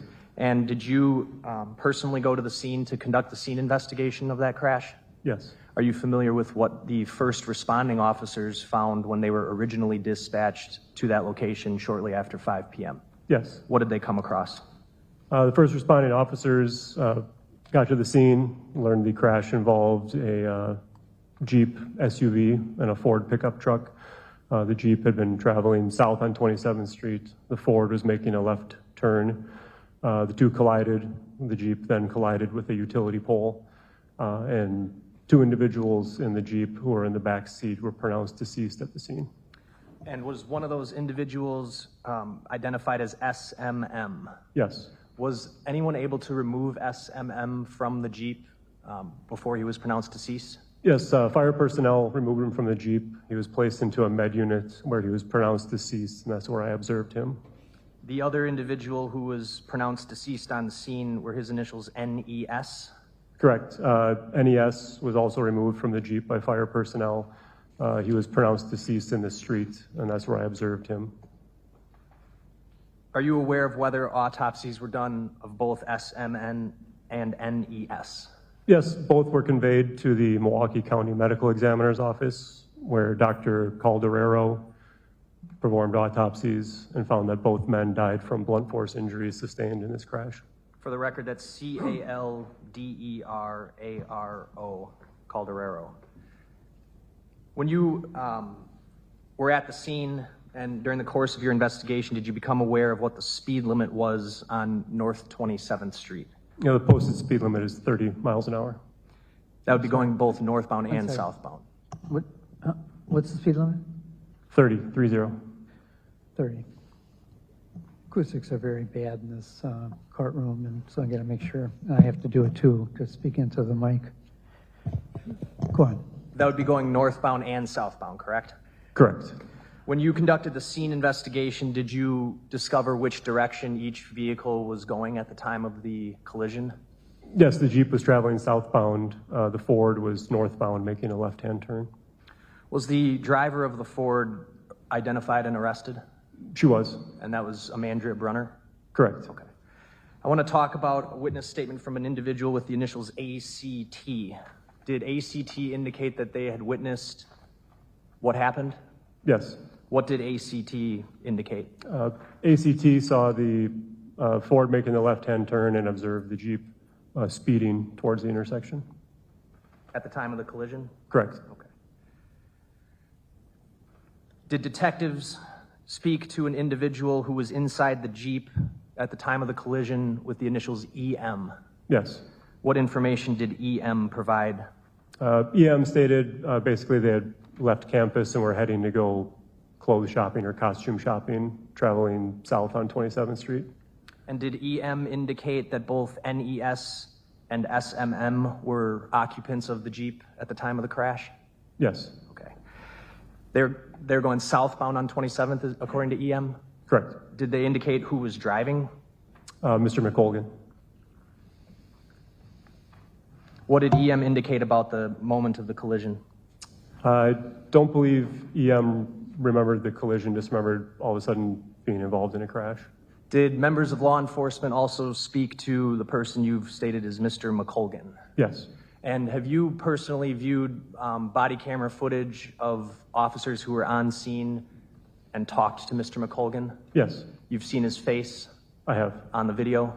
Yes. Is he in the courtroom today? He is. He's at the defense table wearing a blue suit. Can you be a little more specific? Oh, yes. Sorry, he's on the far right, a younger African-American man wearing a blue suit. I'd ask the record to reflect he's identified the defendant. I shall. And are you aware of whether Mr. McColgan made statements to law enforcement about what happened at the time of the crash and the moments leading up to the crash? He did. He also stated he had picked up his passengers to go shopping on the south side of town. And he stated, I believe, that he was going 35 miles an hour at the time of the crash. Did he indicate that he was the driver of the Jeep? Yes. Okay. And his statement was consistent with that of EM, that they were going to the south side to go clothes shopping? Correct. Did he indicate that NES and SMM were in the vehicle at the time, in the Jeep? Yes. Where did he indicate they were seated? In the back seat. Do you know how many other occupants of the Jeep there were? There was a total of 6 people in the Jeep. Vehicle is only designed for 5 people. And that would include Mr. McColgan? Correct. Was there video recovered that depicts events relevant or the crash itself? Yes. What does the video show? Video shows the Ford pickup truck making a left-hand turn, the Jeep entering, speeding into the intersection, and the crash happens moments after the light turns red, actually. And when the Jeep enters the intersection, what color is the light? Yellow. What about the Ford? It's also yellow. Did you or someone else in your unit or your department subsequently execute a search warrant on the Ford's CDR, crash data retrieval system? Yes. And what did you learn from that? The Ford at the time of the crash was, I believe, going approximately 11 miles an hour. And how about the CDRs or the event data recorder from the Jeep? Was that downloaded? It was. Did that give you any information about the speed? Again, we are currently listening in live to a Milwaukee courtroom where right now a hearing is underway for Peter McColgan. Again, that is the former Marquette University lacrosse player who is now facing charges of second-degree reckless homicide. He was the one behind the wheel in a crash that killed 2 of his passengers and 2 of his former lacrosse teammates. Again, this all happened last fall. Certainly a situation that really shook up the Marquette community. Right right now hearing testimony from one of the officers who responded that day, that early evening to the scene of the crash, kind of just recounting what he witnessed, what he saw. So we're going to continue to listen in live in this courtroom. Peter McColgan is in attendance. We occasionally are showing the back of him as well. Otherwise, Maddie Stelk getting ready to take over, so she will get you all the way to 4 o'clock this afternoon. But for now, we will go back and listen in live here in this courtroom. Accelerator was at 100% at the start of the crash event? Correct. How long before the crash is that? Momentarily, within fractions of a second. And speed of what? 53 miles an hour.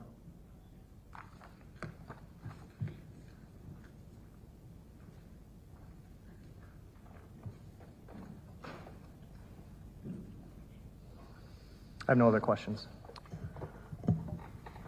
Thank you, Judge. I'd like to start with talking about Mr. McColgan's vehicle was hit by the Ford, correct? Well, I mean, they hit each other, but... Right, but the way in which the Ford hit the Jeep, Mr. McColgan's, was that she actually hit the side of him, correct?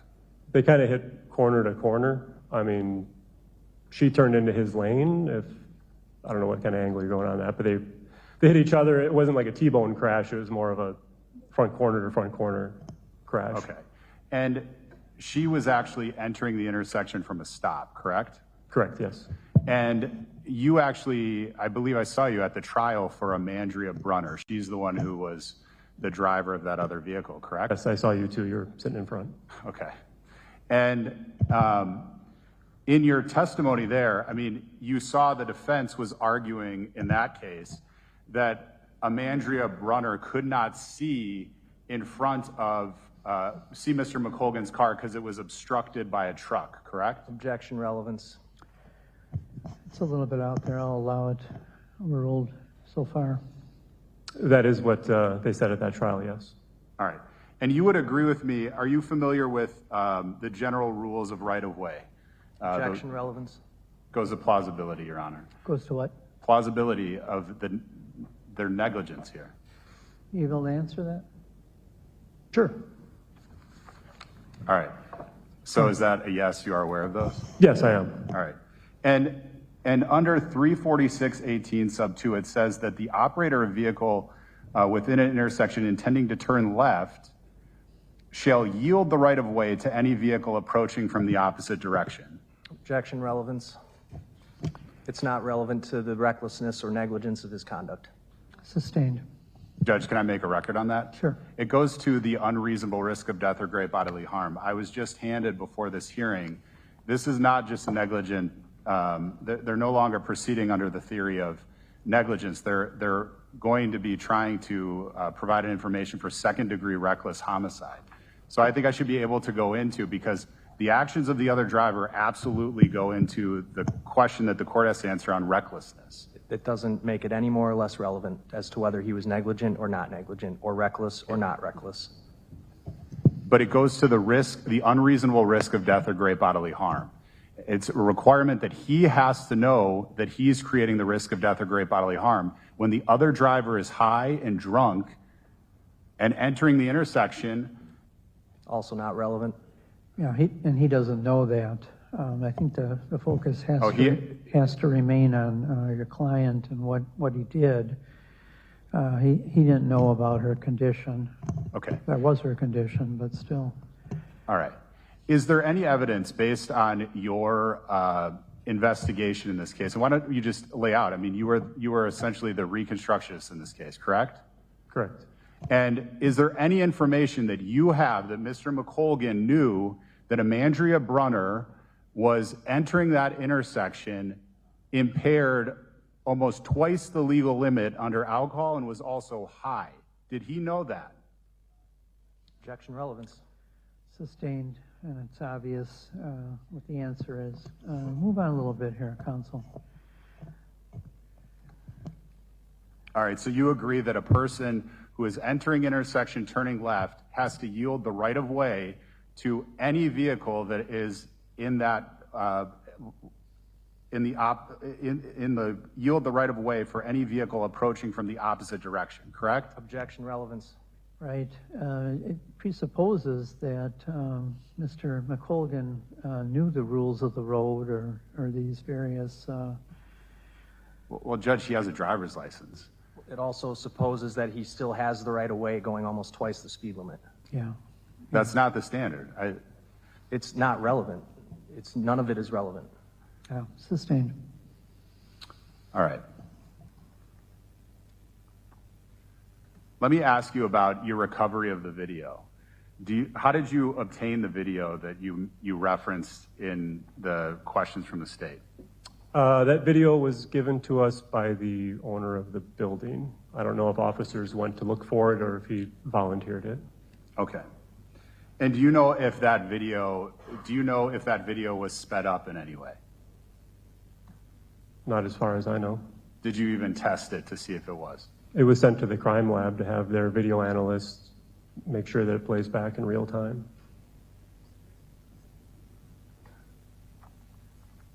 What?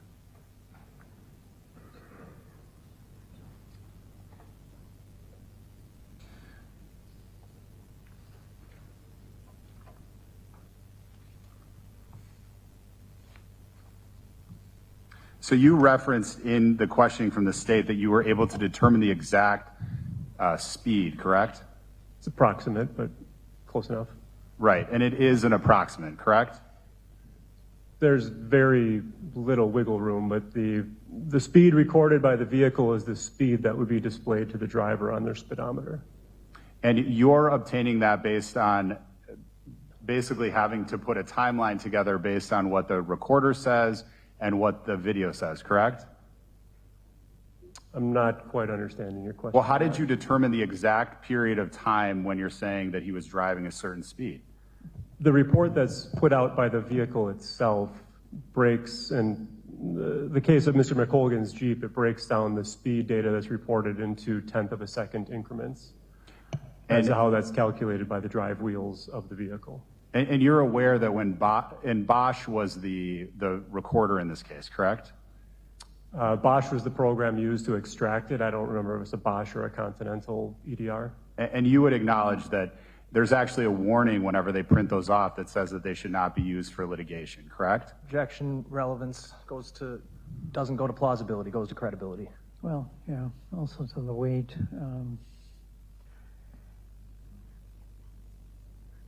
Can you answer that? I'm not aware of any warning that says they're not supposed to be used for litigation. Okay. So is it your testimony that you've never read the front of those reports then? Objection, relevance. Sustained. All right. Could be a lot of reasons why he doesn't know. Not that. And are you aware of how many, the CDR only records a certain number of events, correct? Depending on the make and model, yes. In relation to the Ford, how many events did that recorder record in the actual CDR? Objection, relevance. Overruled. The Ford? Yes. I don't recall off the top of my head. I think the Ford only had one event on it. Okay, so the Ford only recorded one event, correct? I think so. I didn't review that report before today. It's been a while since I've looked at it. And it's possible that when a vehicle hits multiple things, that it could override or overwrite the last recording. You could lose some data, correct? Objection. Yeah, possible. A lot of things could be possible. It's vague. Go on. It's not relevant either. Go on. All right, you would agree with me that Amandria Brunner entered the intersection while there was a vehicle that was approaching the intersection from the opposite direction, correct? Objection, relevance. Doesn't go to plausibility. Sustained. Do you believe that Amandria Brunner made the decision to enter that intersection because she was drunk and high and impaired? Objection. Sustained. He can't read her mind. Well, you have investigated impaired driving cases, correct? Objection, relevance. Sustained, relevance.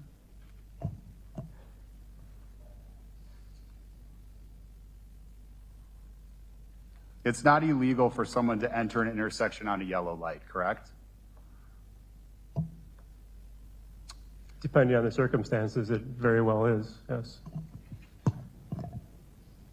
Okay, but the law allows a person, if they cannot safely stop, to enter and proceed through an intersection on a yellow light, correct? Objection, doesn't go to the plausibility here. Relevance. It goes to the reasonableness of his actions. That's the question. That is the question for today. That is what we are trying to determine, whether there is enough evidence to proceed with this case, Judge. It's a weight, it's a weight of the evidence thing. It's an element of the offense, Judge. Okay, can you answer that? Overruled. I don't know the statute verbatim, but it says if the light turns yellow, you have to stop if you can safely do so. Right. And so you're making a determination of whether or not he could stop, correct? Well, he could have. He actually had his foot on the brake for about a second and a half, and then he decided to floor the accelerator instead of stopping. Could he have floored it because he saw that somebody who was drunk and high was entering the intersection about to collide with his vehicle? Objection, relevance. Sustained. Same question. You'd agree with me that if Amandria Brunner did not enter that intersection, that there would be no case here today, correct? Objection, relevance. Doesn't matter what he thinks. What was the question, that if she did not enter that intersection? Correct.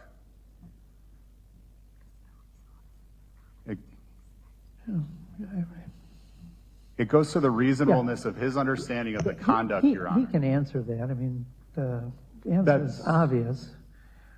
I mean, that's correct, but the same goes for Mr. McColgan. If he didn't enter the intersection, there also would not be a crash. Right.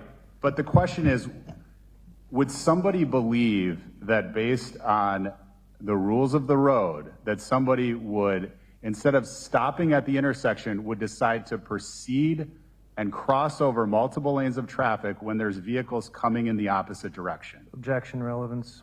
Sustained. Same grounds. Amandria Brunner never pressed the brakes, correct? Objection. Once she started moving forward? Sustained. Sustained. Same.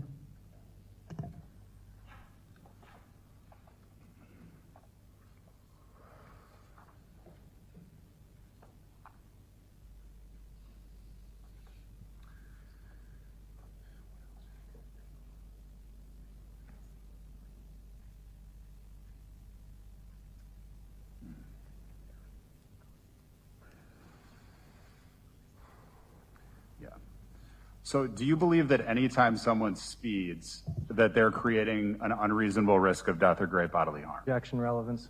Sustained.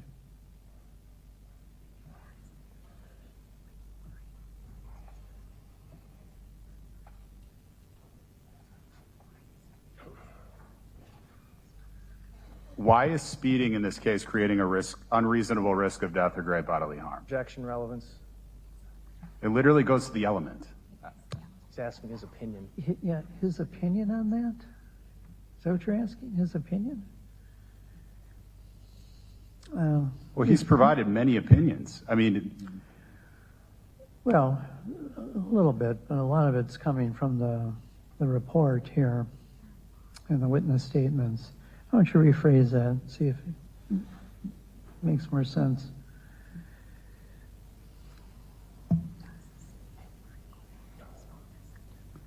does speeding alone create an unreasonable risk of death or great bodily harm when someone's operating a motor vehicle? Same objection. Overruled. Does speed alone create a risk of death or great bodily harm? It depends on the speed. Speed is relative. Right. No further questions. Any follow-up on that? Briefly, just real briefly, this was 5 p.m. on a Friday? Rush hour, yes. Was there consistent with being rush hour traffic at this intersection around that time? Yes. Is it a busy intersection? Very. Okay, that's all. And in a busy intersection, if you are stopped, you would make sure that there are no cars coming through that lane of traffic before entering it, correct? Objection, relevance. As to what he would do, sustained. Or what a driver would do. He's testifying, Your Honor, to what drivers would do. I should be allowed to ask the question because it goes directly to the elements of the offense. It doesn't go in any way to this defendant's driving. He's asking about the other driver. Judge, I know that the state wants to ignore that Mr. McColgan was hit by a drunk driver because they want to completely ignore that fact, but I don't think the court can. I think it absolutely relates to this. And the whole trial, the whole Brunner trial was focused on Mr. McColgan's actions. And this case should be focused on Amandria Brunner's actions, just like it should have been back in that trial. Same objection. Well, yeah, it's certainly going to be an aspect of it. But you're asking a lot of questions of the witness to put himself in the Ford as to what happened here. Why don't you rephrase that? Should a driver expect that when they're proceeding through an intersection during rush hour traffic, that someone who is at a stop would proceed through the intersection and turn left and not yield the right of way to the traffic that's coming in the opposite direction? Objection, relevance. Well, sustained. Also, the form of the question as to what a driver should expect. I don't know that that's relevant. Okay, let me try again. Would Mr. McColgan, based on your investigation, have any reason to believe that Amandria Brunner was high and drunk and entering that intersection when he was driving through it? It's been asked and objected to and sustained because he's asking the witness to put himself into the defendant's mind or body at that instant. Do you have any evidence, though? I'm asking, do you have any evidence in your investigation that would establish that Mr. McColgan would have known that Amandria Brunner was going to enter that intersection? Same objection.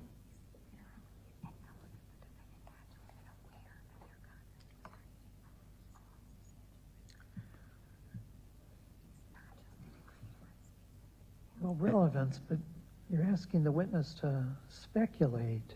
But Judge, that's part of the elements of the second-degree reckless. I literally have the jury instruction up right here. It says that the defendant was aware that his conduct created the unreasonable and substantial risk of death or great bodily harm. We are at a preliminary hearing where he has to establish evidence and present evidence. I'm asking what evidence exists that he knew about that. I believe there is no evidence. I think that's what the answer should be, and I think that I should be able to ask that question. It goes directly to the element. It doesn't go to plausibility. So if there's no evidence... One second here. The jury instruction I'm working off of is the homicide by negligent operation of a vehicle. I didn't know that we were... that there was an information drafted. Can you give me the number of your jury instructions so maybe I can follow along a little bit better? Judge, I can give you my... Well, eventually I'll need the number. 1060. 1060?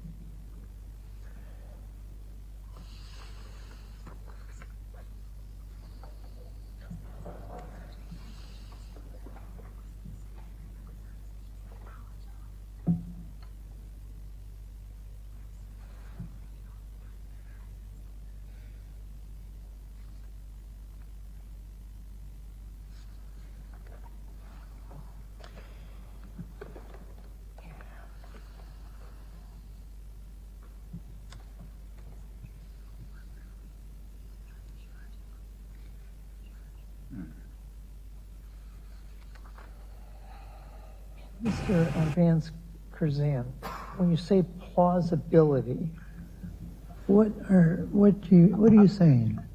The questions that question is going towards an argument he wants to make for the jury. It doesn't go to whether a reasonable jury could find, or that this court could find that if believed, a felony has been committed.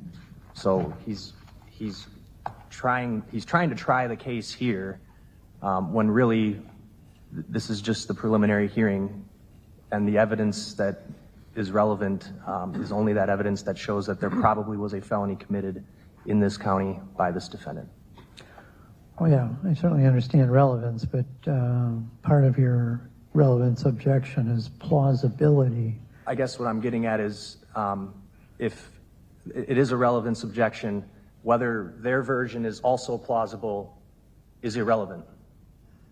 As long as there's a version that is plausible that is in support of the state's case. That's where I'm going with that.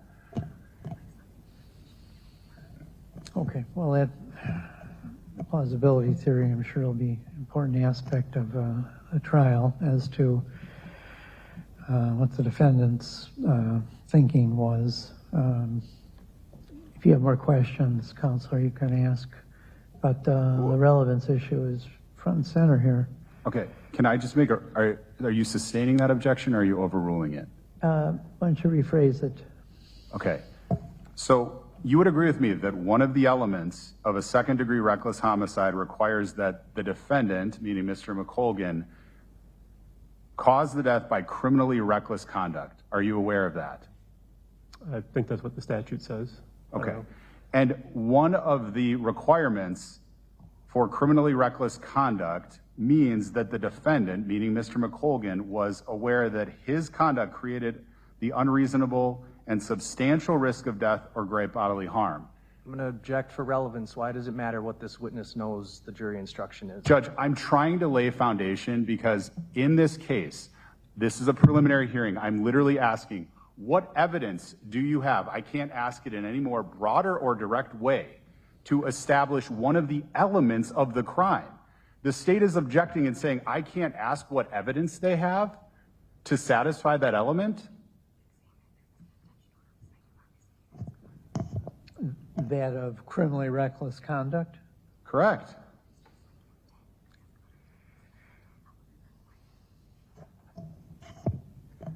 That has nothing to do with this witness's knowledge of what the jury instruction says. What I'm trying to do, Your Honor, is lay out why this, I'm laying some foundation for why this is relevant. It is an element. If I come in and ask, what evidence do you have to satisfy this element, the state objects and then I can't ask what evidence they have? It's the mental element requirement. He could say anything. I'm asking, what evidence do you have? I don't think any exists.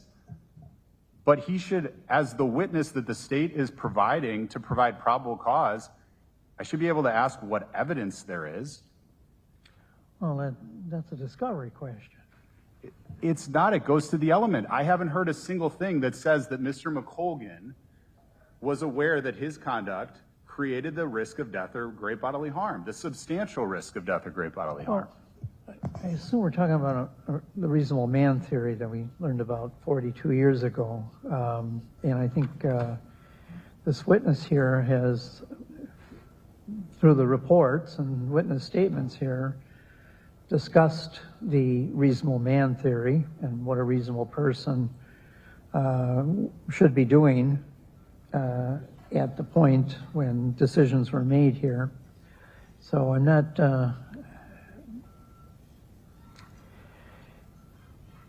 I'll give you a little bit more room here, Counselor. Okay. So what evidence do you have to satisfy that he knew, meaning Mr. McColgan knew, that his actions created the substantial risk of death or great bodily harm? Objection, speculation. Sustained speculative, asking him to look into the defendant's mind. Okay. So is your testimony that you have no evidence to establish that Mr. McColgan was acting as per the definition in the jury instruction with criminally reckless conduct? Objection assumes a fact, not an evidence. He hasn't testified about what Mr. McColgan was thinking beyond what Mr. McColgan said, that he was going 30 or 35. 30. Sustained. What? Do you have any evidence to support that he engaged in criminally reckless conduct? Objection. Relevance. I'm literally asking about an element. 1 second, but you're assuming that the officer understands the full legal definition of criminally reckless conduct through this jury instruction and others that define that. I don't think it's just a matter of common sense. There is a jury instruction, and there's 3 elements defining that, and you're presupposing that he knows that, Well, and asking him to give a legal opinion. and my point is his legal opinion is not relevant for a preliminary hearing. All right, and he can't give a legal opinion anyway. So, Your Honor, if I can make a record on this. Okay. I'm asking him as the investigator, what evidence does he have? I was foreclosed from asking that because of the state's objection. Then I asked it a different way. And I am being foreclosed from asking the lead investigator in this case what evidence he has that establishes one of the elements that the state must prove. I'm objecting that and trying to foreclose it from being able to ask questions that are not relevant for a preliminary hearing. You have to present probable cause as to every element. I'm asking what probable cause, what's the basis, and I am being prevented from doing so. Well, once again, I'm looking at his direct testimony here, and he established that. And I mean, you can certainly attack his direct testimony, but you're going afield on this and asking him to give legal opinions and make assumptions and put himself either in the Ford or in the Jeep, which is, I think, way beyond his capacity, and plus I don't know that it would be relevant. What am I missing here? Tell me what I'm missing. Judge, this is the witness who's establishing or attempting to establish probable cause. I'm asking, and just like a first-degree intentional homicide, there has to be some intent which requires you to look at and determine what evidence exists that something was or meets the mens rea requirement under, let's say, an intentional homicide. Well, here, the second-degree reckless has a mental element, and that's what I'm asking about. And it's different than negligence. I understand that the court was prepared to look at negligence, and so was I, but the state is intending, and this is why I'm asking questions about this, because the state's coming in, filing a criminal complaint on negligence, and now we have a second-degree reckless homicide that I think they intend on. You know, if you find probable cause on the negligence, then they're going to file this information, which requires more elements, is a more onerous requirement, a second-degree reckless homicide, and I'm asking questions about those elements. I think, regardless, it's their witness. I mean, I should be able, if he doesn't know and he doesn't have any evidence, if it's outside the scope, he doesn't have any evidence to say why that element, the mental part of this element exists, then that's the state's problem. It's not my problem that they have not put on a witness who has the ability to testify about what evidence exists to establish the criminally reckless conduct. Yeah, I think the idea is that it's going to be proven circumstantially, based on, you know, obviously all the circumstances, which he has testified about. I mean, if you want to go into that, as opposed to, as I've said, his legal opinions, other opinions, or putting himself in one or both of these vehicles here, it just seems far afield. So if you got more questions, let's hear what you have. Yeah. You talked to Mr. McColgan on the scene, correct? I did not know. Did any other officers talk to him?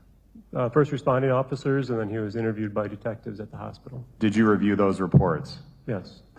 Anywhere in there did Mr. McColgan express anything that indicated that he knew that his actions created the substantial and unreasonable risk of death or great bodily harm? No, he gave false statements saying he was going 35 miles an hour when he was going 53. That's not my question. Did anything that he said indicate that he was aware that his actions caused the substantial and unreasonable risk of death or great bodily harm? Objection, he answered it. He said no. It was the first word of his answer. Sustained. You got your answer. Okay. No further questions. Nothing else. Any follow-up? No. I rest. Subject to rebuttal. Okay. Mr. Luzak, any? No witnesses. No witnesses here? The state moves for bind over. Your Honor, we would move to dismiss.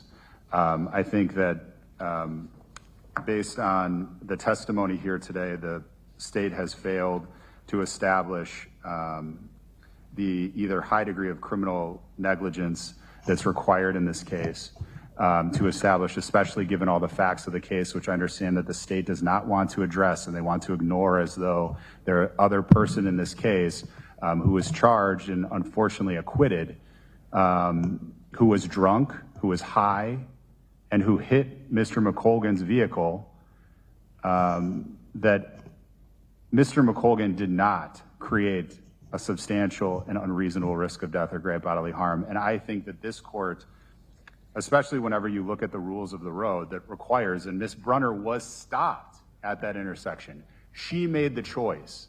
You know that her impairment, and we see it all the time, her impairment absolutely affected her ability and her decision making. She's the one that made the choice. She's the one that hit the vehicle and caused the deaths of these young men. Well, it sounds like they hit each other, corner to They corner. They didn't. Well, that'll be for a different day. But what I'm saying, Your Honor, and I think that that's not correct. I mean, I've seen the video multiple times. She hit his vehicle. She did not have the right of way. She did not yield to oncoming traffic. She entered blindly. I think that the court should use this juncture to end this case. I know that I'm asking for something that the court does not normally do, and I know that the rules really forbid me. Like, I'm trying to ask questions about the elements of the offense, and I'm not allowed to do that. But I think that at the end of the day, this is the type of case where you use your power and you just end it. There is not evidence to establish these elements when you look at what actually happened in this case. And the state wants to ignore the other driver's actions. They don't even want me to ask about that. And there's a reason for that. It's because she was the cause. It's because it's irrelevant. Okay, well, I've heard from both of you. As for my findings of fact, they really do come from the witness, Mr. Hamey, I believe. Milwaukee police officer, scene investigator, went to the scene of this crash, 27th and St. Paul, at rush hour. First responders had arrived before him. He noted that it was this Jeep and then the Ford pickup truck involved in a collision. As to exactly who hit who, he gave his opinion. That can, of course, change down the road or be challenged. We do have 2 fatalities. Autopsy, I believe, as to each was, I think it was blunt force trauma, but obviously from the accident here. Speed limit there is 30 miles an hour. Defendant's Jeep was going southbound. This Ford pickup was going northbound. The driver of the Ford clearly was impaired. It might be going a little bit outside of all the evidence, but I have read the criminal complaint a couple times.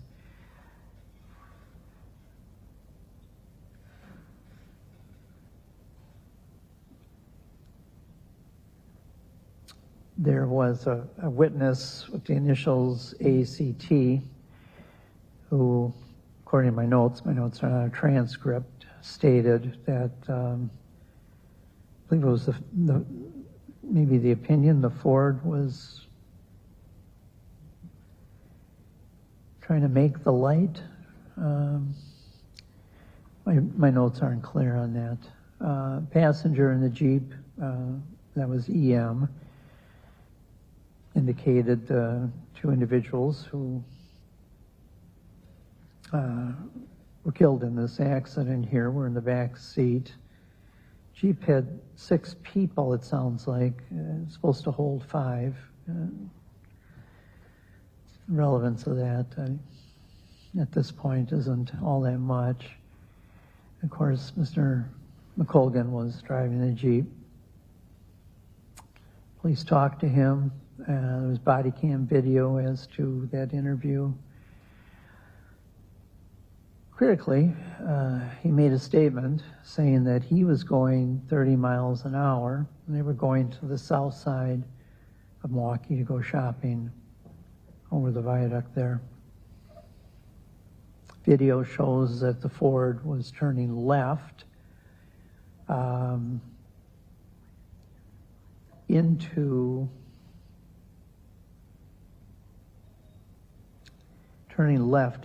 the direction that the Jeep was proceeding straight on.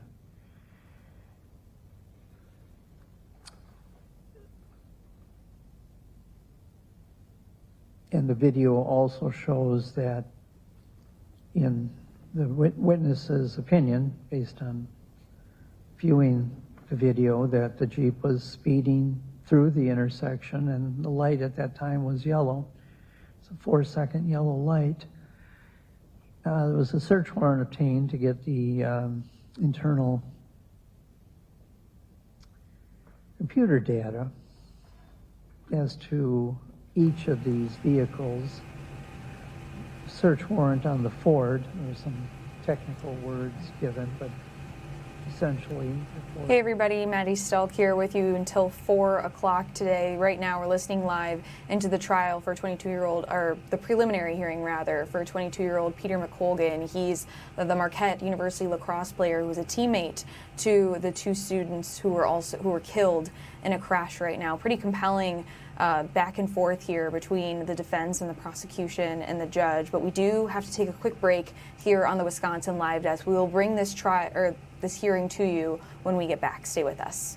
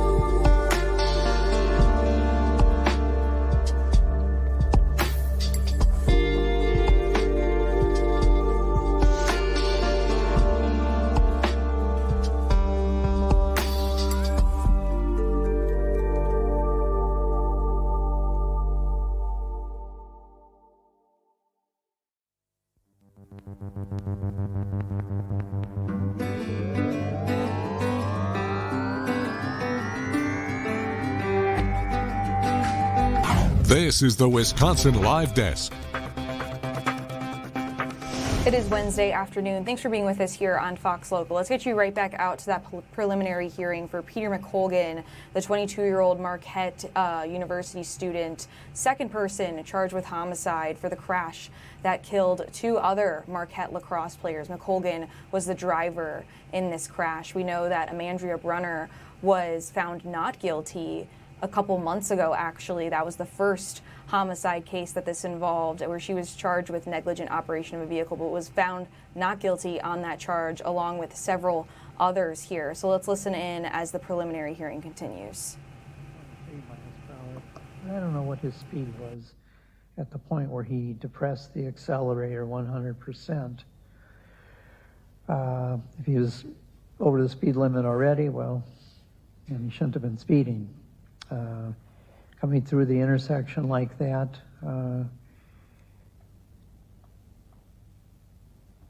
through a yellow light, certainly not assuming that there was going to be a vehicle taking a left-hand turn, but still, overall scheme of things, when you're going that fast through a light,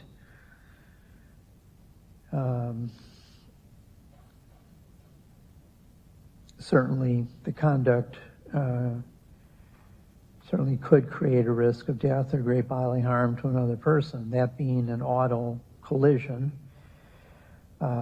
Question of whether that risk was unreasonable and substantial. I think there's probable cause that it was unreasonable. Speeding through a yellow light. And certainly he was aware of what he was doing at the time. And again, that awareness is the third part of the definition. So I do think at this stage we are at a probable cause standard. And I think that the state has proven that a felony was committed here. And I will order bind over at this point. I filed a signed and dated information charging 2 counts of second-degree reckless homicide. I provided a paper copy of that to defense counsel prior to the start of the hearing. I'd ask for a separate date for arraignment. How much time would you like? Could I have 30 days? I think we're going to file a motion.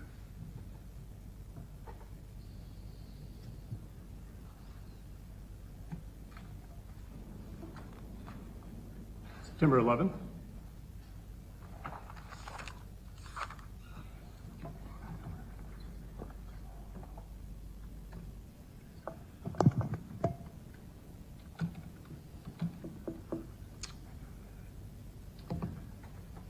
Is it possible to do something like earlier in that week, like September 9th or the 7th? 7th, the court is going to be closed. Or either the 8th or the 10th in the 9th. afternoon.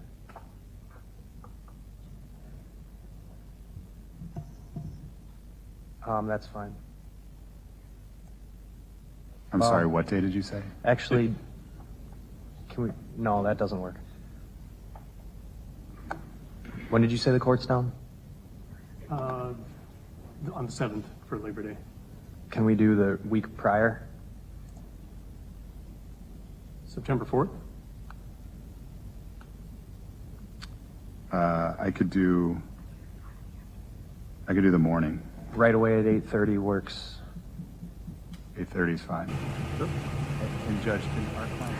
All right, right now this is the preliminary hearing for Peter McColgan, the man right there on the left side of your screen. He's a 22-year-old Marquette University student charged with homicide by negligent operation of a vehicle for the deaths of his 2 lacrosse teammates. This crash happened almost a year ago now, back in 2025 in the fall, where trial date is now going to be set. We do know that this case will head to trial. It'll be the second one. We know that Amandrea Brunner, another woman who was in the other vehicle, during the collision, that she was found not guilty a couple months ago to homicide charges as well. But this case is heading to trial. We'll let you know what that trial date will be when we come back from this break here, but we will have more coverage on it in 2 minutes. Stay with us.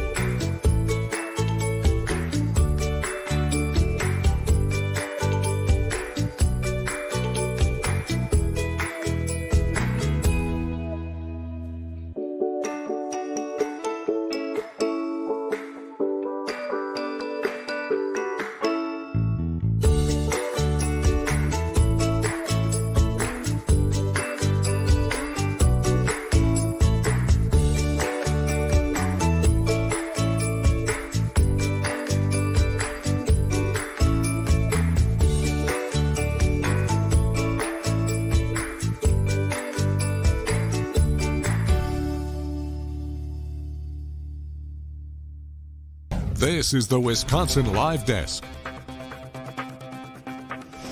Some disturbing new details out of Waukesha today. The man accused of beating his 1-month-old son is now facing new criminal charges. Fox 6 has obtained the amended criminal complaint. I want to bring in our reporter Brett Lemoyne now with the details of what we learned today. Brett.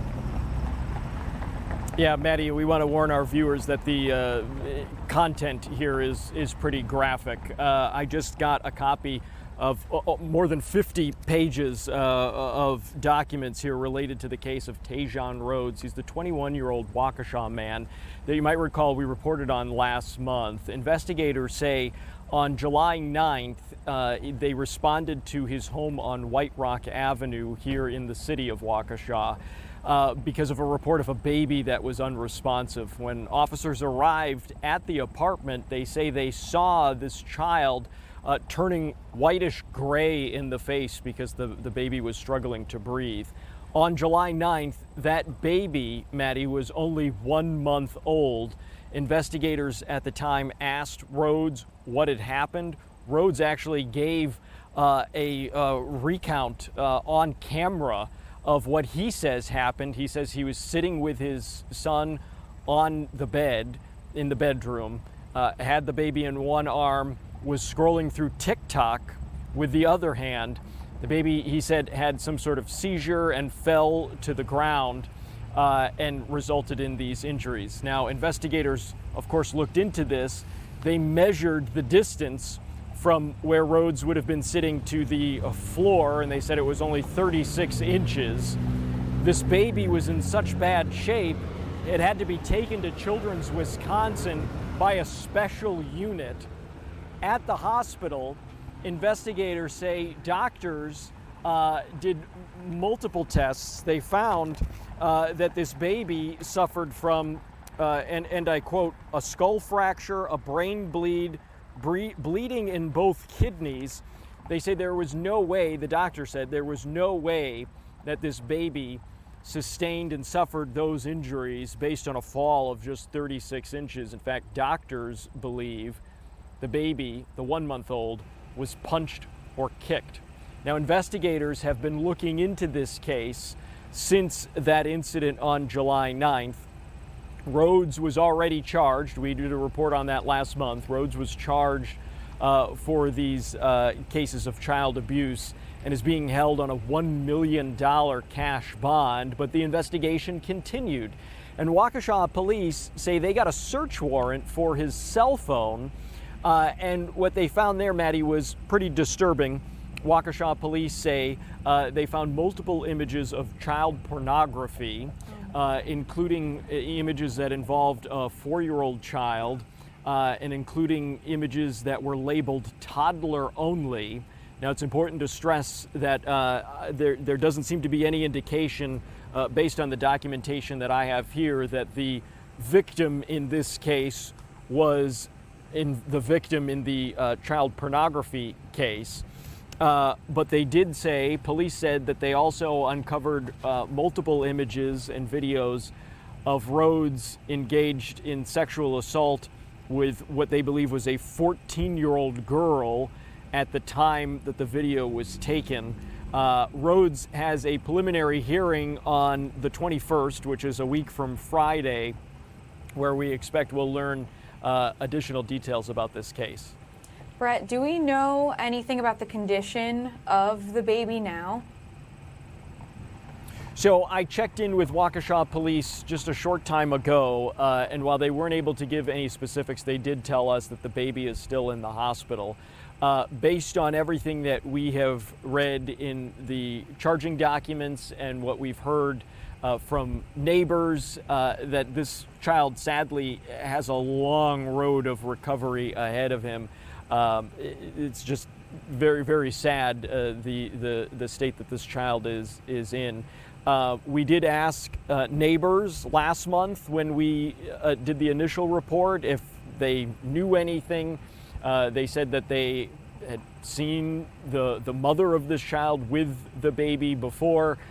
We checked in again today at that home on White Rock, and the same neighbor told us today, Maddie, that she believes that the mother has already moved out actually 2 days ago from that particular unit.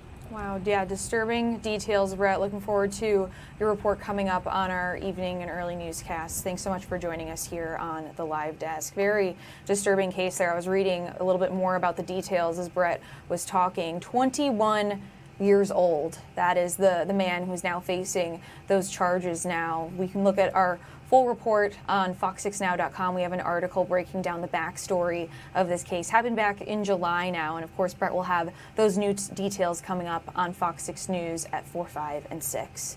We're going to take a quick break here on the Wisconsin Live Desk. We'll be right back in 2 minutes. Stay with us.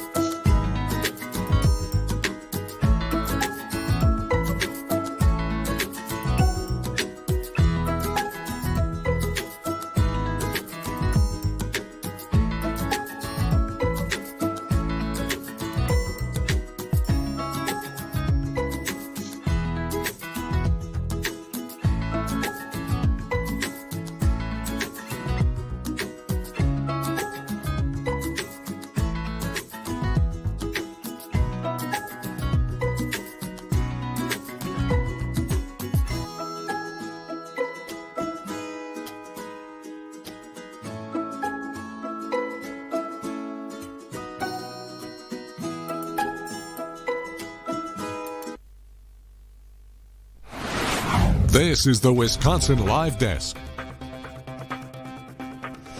Thanks for being with us here on Fox Local. It's almost 3 o'clock hour. Let's go to some of the top headlines that we're following right now. This one, the first, is in Minnesota right now. This is a live look there right now in Hopkins, about 20-ish minutes or so southwest of Minneapolis. We know that from the Hopkins police chief that 1 child and 2 adults are dead after an incident at an in-home daycare in this neighborhood here right now. As you can see, a very large police response blocks here in this neighborhood blocked off right now with crime scene tape.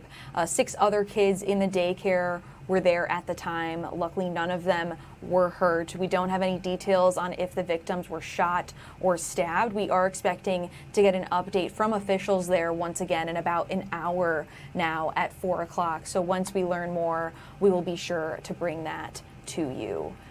Just to recap what we were following earlier regarding a preliminary hearing for Peter McColgan, that's the 22-year-old Marquette student who's been charged with homicide by negligent operation of a vehicle relating to a crash involving his 2 teammates on the Marquette University lacrosse team. We know McColgan appeared today with his defense team for this hearing. We saw pretty intense, or tense rather, if you will, exchanges between the judge and the defense team, and then also the prosecution as well. We know this is not the first homicide case regarding this case. I'm going to put up a photo of the victims here right now. We know that Amandria Brunner, she was the woman in the other car. She was found not guilty just a couple of months ago from charges including homicide by negligent operation of a vehicle. For some backstory, because this case, or cases rather, are a little bit complicated. We know that police, according to officials, that this crash happened last year, almost a year ago now, back in the fall of 2025. We know that McColgan, who was carrying the 2 Marquette University lacrosse students who were killed, he was trying to beat a yellow light. He was speeding through it. He was going nearly over 20 miles per hour over the posted speed limit. We know Brunner was coming in from the other way and was trying to turn left on that same yellow. She was going about 10 miles an hour, so very slow. It was at that moment the 2 collided and hit one another, killing the 2 victims that you see here on your screen. But we do know that Brunner did have a blood alcohol content over the legal limit at the time, but she was found not guilty on all charges, including negligent operation or homicide by negligent operation of a vehicle here. So very interesting, complicated case with a lot of layers here. Now McColgan, who is the driver carrying these 2 students, is going to go to trial. We know that that date is set for September 4th. We will be sure to bring it to you here on the Wisconsin Live Desk and on Fox Local. We're going to take a quick break here now, but we'll be right back in 2 minutes. Stay with us.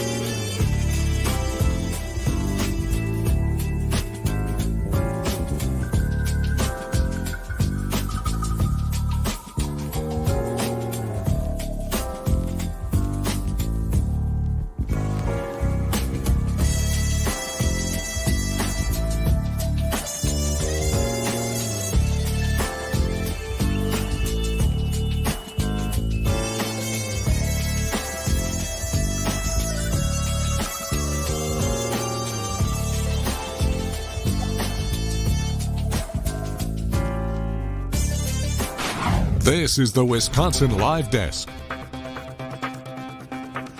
Got some breaking news from Washington, D.C. We've just learned that White House Press Secretary Caroline Leavitt will be departing by the end of the month from her role. This is something that President Trump posted on social media. Here's a take a look at. This is the notification that we had originally gotten. We're working to get the exact statement from the president here on, look, there it is right there. Our producers so on the ball. Shout out Adrian and Delaney. Trump posting this on Truth Social just a little bit ago, saying our wonderful White House press secretary and one of my most trusted aides, Caroline Leavitt, will be departing her role at the end of the month so she can spend more time with her beautiful young children and family, a decision I totally understand and respect. Caroline will now be one of my top outside advisors and an influential voice within the Republican Party as we work to defy history and conclusively win the midterm elections. Caroline has been a real leader in the White House and has done a phenomenal job fighting for justice, liberty, and freedom since 2018, including our historic re-election campaign of 2024. Caroline has been one of the best White House press secretaries in the history of the office. Thank you, Caroline, for a job well done. And that was signed by the president here in this post. As you can see, the press secretary, Caroline Leavitt, that was the youngest person to hold the role here. We know that she just had her baby a few months ago here in May, actually. She welcomed birth of her second child. We know that she originally went on leave, but we now know she will permanently be out of the position. No word on who will be taking her place. We've seen several White House officials kind of take her place in the interim, including Secretary of State Marco Rubio and others as well. So once we get more information here, we will bring it to you right here on the Wisconsin Live Desk. But breaking news, Caroline Leavitt, the White House press secretary, will be departing at the end of the month, according to this post on Truth Social from President Trump. Again, we will keep an eye out to see who will be taking her place, at least in the interim, while they work to find somebody else. Some other news that we're following here, this is a live look right now in Minnesota right now, where we know that there was an incident at an in-home daycare. We know that one child and 2 adults are dead. And we know that 6 other kids were in the daycare at the time, but none of them were hurt. We do know that the victims, though, all 3 are believed to be family members. We're expected to get an update from officials at 4 o'clock. But just to be more specific here, this is in Hopkins. That's about 20-ish minutes southwest of Minneapolis. But once we get those updates, we will bring them to you right here on the Wisconsin Live Desk, as well as our early and evening newscasts, especially on FOX6 News at 4, when we are going to get that official update from the police. We're going to take a quick break here on the Wisconsin Live Desk. We'll be right back in 2 minutes. Stay with us.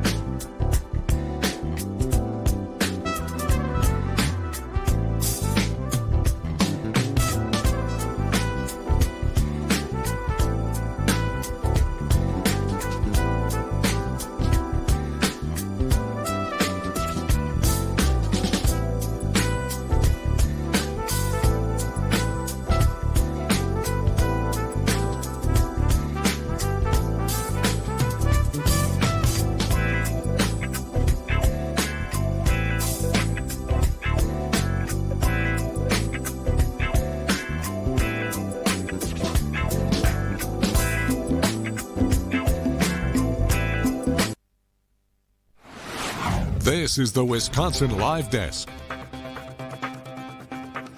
Top of the 3 o'clock hour. Thanks for being with us here on Fox Local. I'm your host, Maddie Stelk, and football season is almost here. The Packers preseason opener is tomorrow against the Steelers in Pittsburgh. That's where our sports director, Tim Van Voren, is live right now. And Tim, you talked with a very familiar face this afternoon.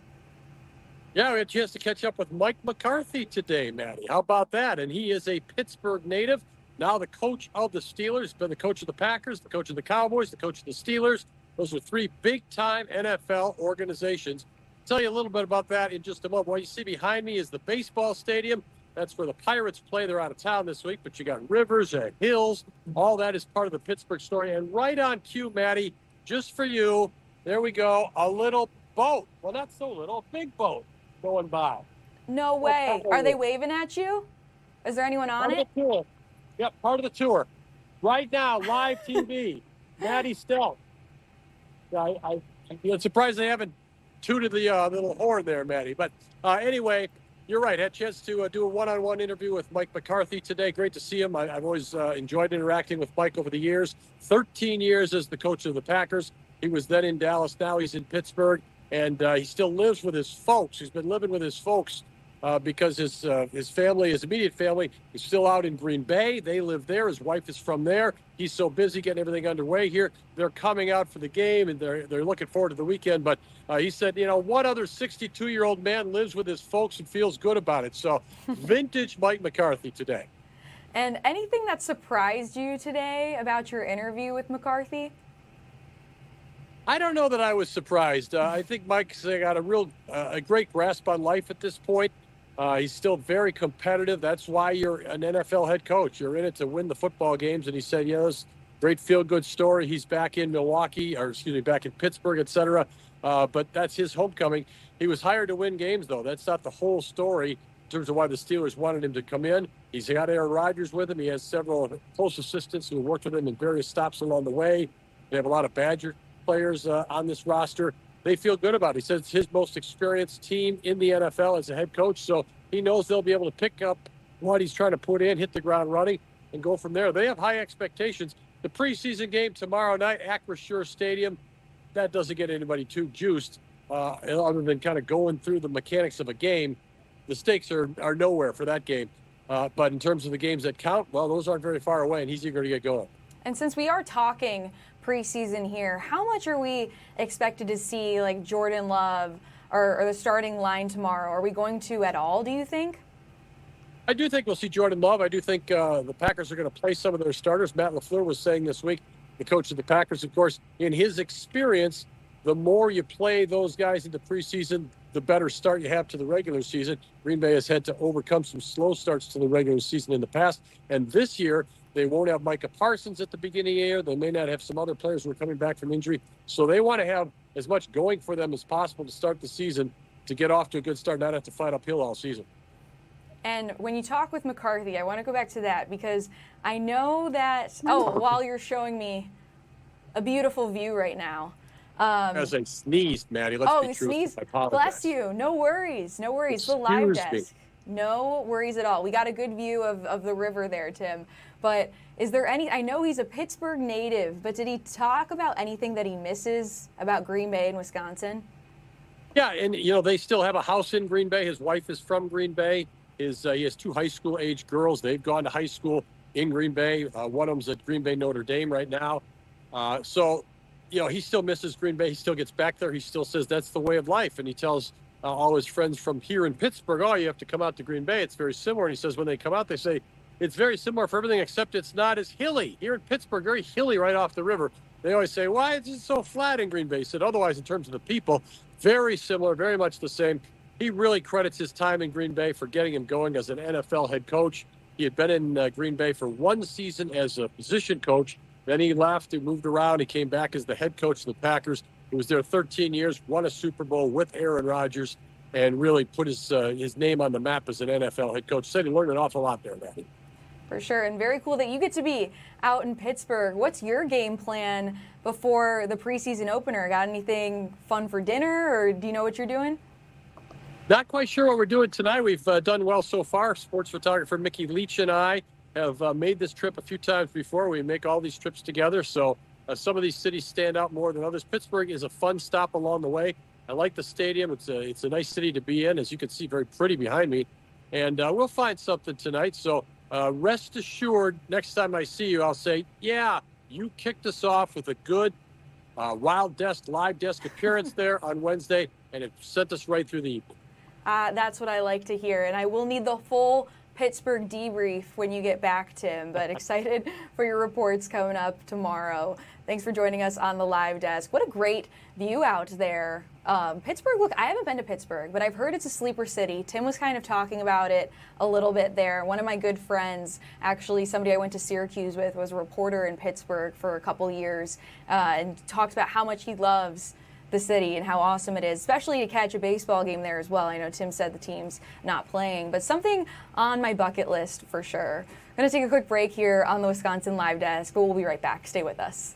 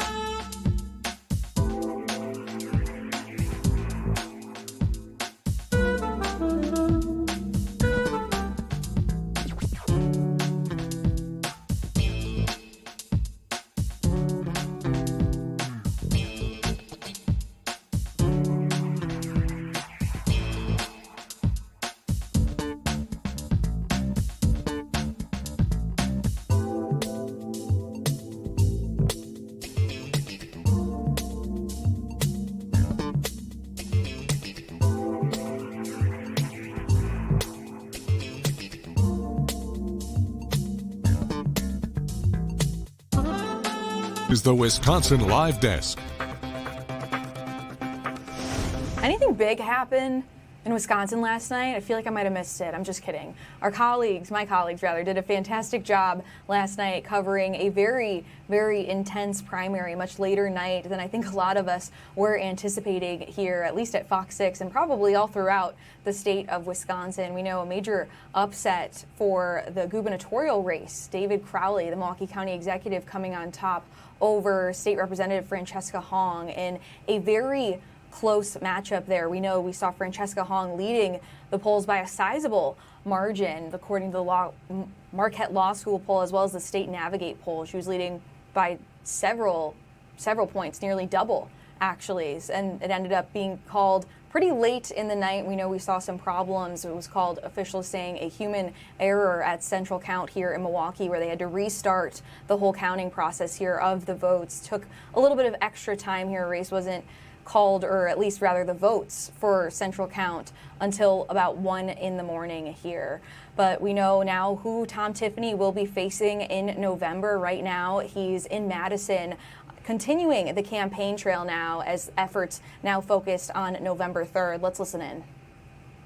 The environmental regulations here in Wisconsin. Mr. Tiffany, we're at kind of like a bar, thank you. Mr. Tiffany, we're at kind of like a bar restaurant. There's a lot more, I guess, older people here. What's your message to maybe younger voters to get them to the polls to vote for you? Yeah, the message to younger voters is that we're going to make life more affordable for you. I understand the frustration. I have 3 daughters in their 20s, and it's not easy to make ends meet at this point, including having a good job. And some of that is state government costing so much? So you have a 400-year property tax increase. That makes it harder to be able to afford a home. You have utility rates that have went up over $2 billion over the last 8 years. That's nickel and diming people. They have nothing left at the end of the month to be able to buy a home. And then this week, we rolled out our agenda to unlock Wisconsin's potential in regards to home ownership. We're going to reduce regulations so that it will be more affordable. In the state of Virginia, they did this, reducing regulations by 25%. They reduced the cost of building a new home by $24,000. It costs nearly $90,000 in just permitting fees and things like that to be able to build a home now. Before you buy a 2x4, a window, or anything like that, nearly $90,000 it costs for those things. So we need to do a better job of sweeping away these unnecessary regulations that cost so much and put home ownership out of distance for young people. Are you concerned about the enthusiasm gap between Democratic voters and Republican voters like we saw in the primary last night, looking ahead to the November election? So are you referencing the number of people that voted in each primary? I think a big part of the reason why not as many people voted on the Republican side is because we did not have a contested governor's race on the Republican side. I think that was a big part of it.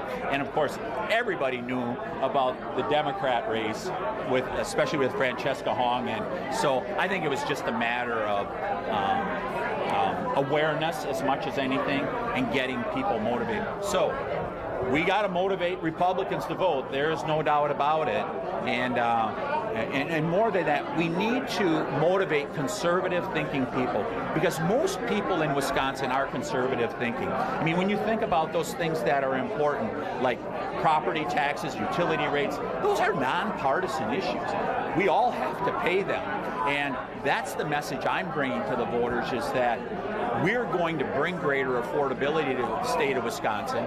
We are going to reverse this brain drain that's going on that I think is important for the young people of the state of Wisconsin. We're 40th.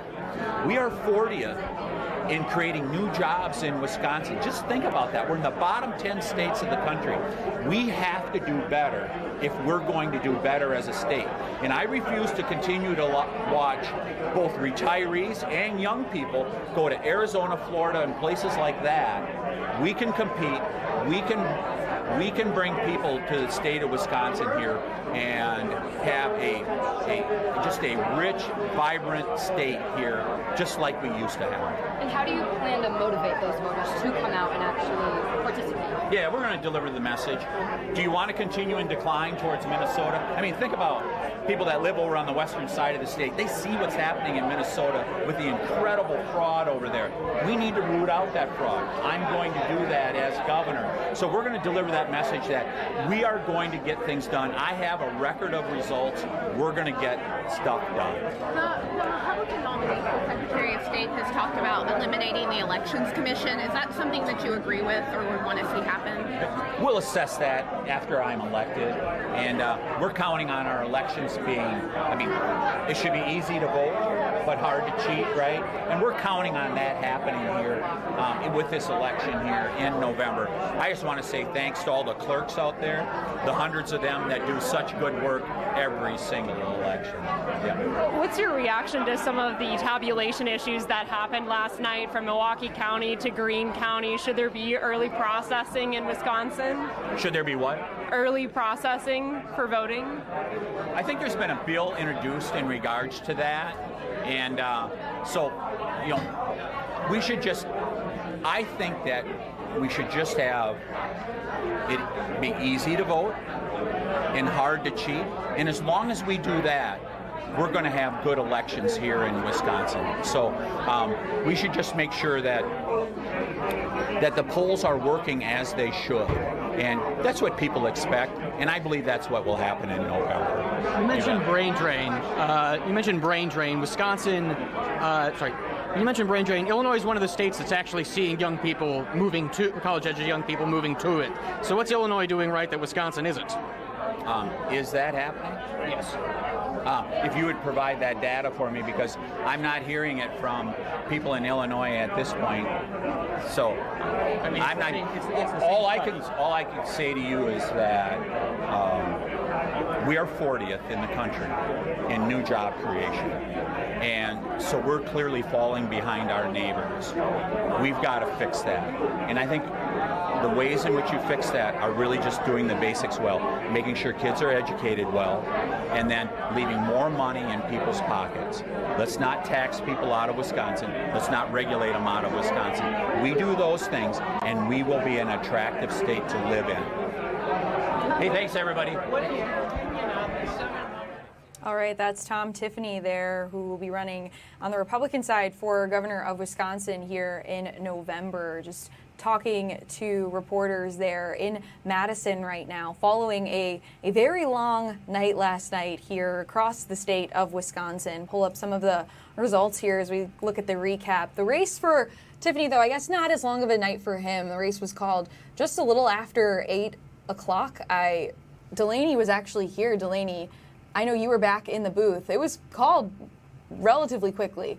It was called, yeah, pretty quick after 8 o'clock. Yeah, so not a very long night for Tom Tiffany, but definitely a long night for Democrats here. Taking a look right now, these are the candidates right here. Look at this difference here between Milwaukee County Executive David Crowley and State Representative Francesca Hong, 39.8 to 39.4 here. I guess in sports terms, call this an upset in a way, if you will, because a lot of the polls that we were seeing, including the Marquette Law School poll and the State Navigate poll that we got last week, both had Francesca Hong leading here by a sizable margin. We know the State Navigate poll from last week showed that she was at 44%, Crowley at 22%. So when we're looking at the numbers here after you could see the votes being counted, very, very different results from what we were expecting here. So taking a look here at the gubernatorial candidates now for Wisconsin who will be on your ballot this November 3rd. David Crowley, the Milwaukee County Executive, and Tom Tiffany as well. So we're going to continue following this, and when we get any updates, we'll be sure to bring it to you. But something Tiffany had touched on a little bit there was talking about polling numbers and counting of votes, and it kind of goes off of something that did happen last night here in Milwaukee, where there was what election officials are saying a human error at central count. We heard from Paulina Gutierrez as we learned the news that the votes had to be recounted, and this is what she explained to reporters. Let's take a listen. Multiple layers of security, right? But we're all human, and humans can make errors. But because we have multiple layers of security, that's how we take care of elections and the sanctity of elections. Just as we're showing you now, we came out right away when we saw the issue. We are providing you with all the evidence, and we will be following up the next day and we do an after action after every election to see what happened and how can we avoid it in the future. What I can say is that all of this was done in the public sphere, and it was a matter of the wrong button being pressed. It was downloading the audit log, not the results. The results are always in the machine. The results are on the ballots. The results are in the poll book. So we have all the information to ensure that the safety and security of this election is true. Elections are administered with multiple layers of security. So just a little bit of background there. Basically, she was saying that it all came down to somebody pushing the wrong button. That is this is the Milwaukee Election Commission Director, Paulina Gutierrez. So for some recap here, around midnight, election officials announced 5 of 9 memory sticks delivered to the Milwaukee County Courthouse did not actually have election results on them.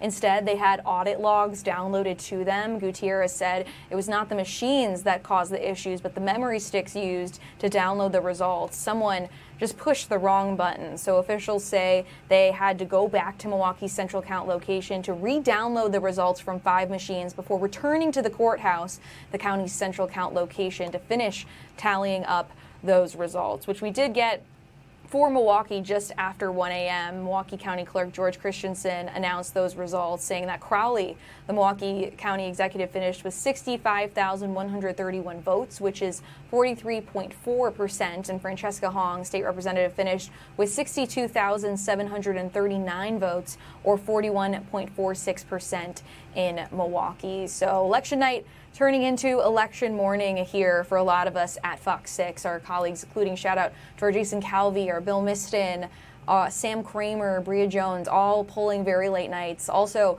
shout out to our producer back in the booth, Delaney Reed. How was it covering the election last night? It was different. I used to be on Wake Up, so I've always covered like the results. So it was kind of fun to be like the morning after. So it was fun to be in it. No, for sure. I feel like being in the moment, and also you had Brian Polson, who's fantastic, and it was great to hear. Great to work with. Yeah, so many great guests. I think, especially you were only here, I think, till 9 o'clock. Things didn't really get crazy till after. Were you surprised when you woke up this morning and were like, oh my gosh, I can't believe that all happened? I think, yeah, it was definitely interesting to watch, and the poll numbers were going back and forth, so it was a little unexpected, but exciting to watch. Yeah, it was, and also to see all of our colleagues back here this morning is crazy. So grateful that they were able to cover that and do such a great job, especially our political reporter, Jason Calvi, who's been working on this, researching, analyzing since Governor Tony Evers said that he would not be running for re-election over a year ago now. So such a great job. Hats off to our coworkers here at Fox 6 for their coverage last night, and pretty much a preview of what we're expecting in November. You know, you can count on us to bring you the very latest here on Fox 6. We will be on from when polls close until the very end when we have those results. So be sure to keep it here come November 3rd on election night. I'm going to give you a live look right now. I was going to give you a live look of the White House, but it appears may have gone down here. That's why I always have to check my feeds before I tell you what I'm going to bring you. But the reason why I was going to take you to D.C. right now is because we just heard from President Trump saying that White House Press Secretary Caroline Leavitt will be leaving after a month now. So here, take a look at his statement on that we have right here. He posted this on Truth Social saying, our wonderful White House press secretary and one of my most trusted aides, Caroline Leavitt, will be departing her role at the end of the month so she can spend more time with her beautiful young children and family, a decision I totally understand and respect. Trump goes on to say, Caroline has been one of the best White House press secretaries in the history of the office. Thank you, Caroline, for a job well done. We know that she's the youngest person to ever hold this role, and we know that she just took a brief leave for the birth of her second child back in May. She's 28 years old. She's been one of the most visible advocates of Trump's Make America Great Again movement. The Republican president, Trump, described her as one of his most trusted aides in this social media post here that you see. It says that she'll now be one of his top outside advisors and an influential voice within the Republican Party as we work to defy history and conclusively win the midterm elections. We know that Tom Tiffany does have the endorsement from President Trump.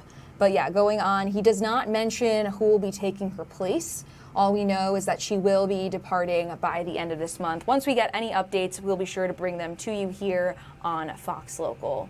We're going to take a quick break here on the Wisconsin Live Desk. We'll be right back in 2 minutes. Stay with us.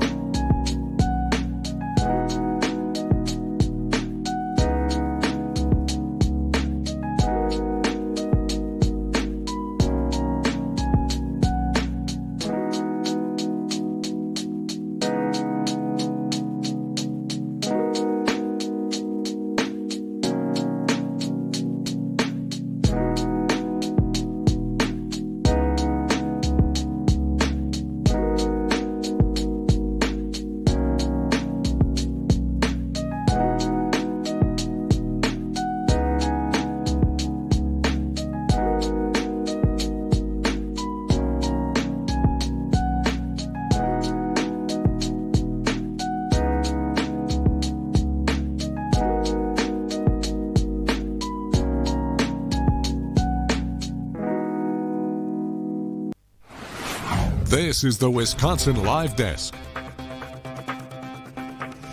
It's about 3:30 here on your Wednesday afternoon. Thanks for being with us here on Fox Local. Let's give you a live look outside right now. Pretty cloudy outside as we sit higher, almost pushing 80 degrees here in southeast Wisconsin. Let's bring in meteorologist Holly Baker. Holly, I know we said originally that we were looking forward to Friday, but I'm looking at your planner and we might have some storms now?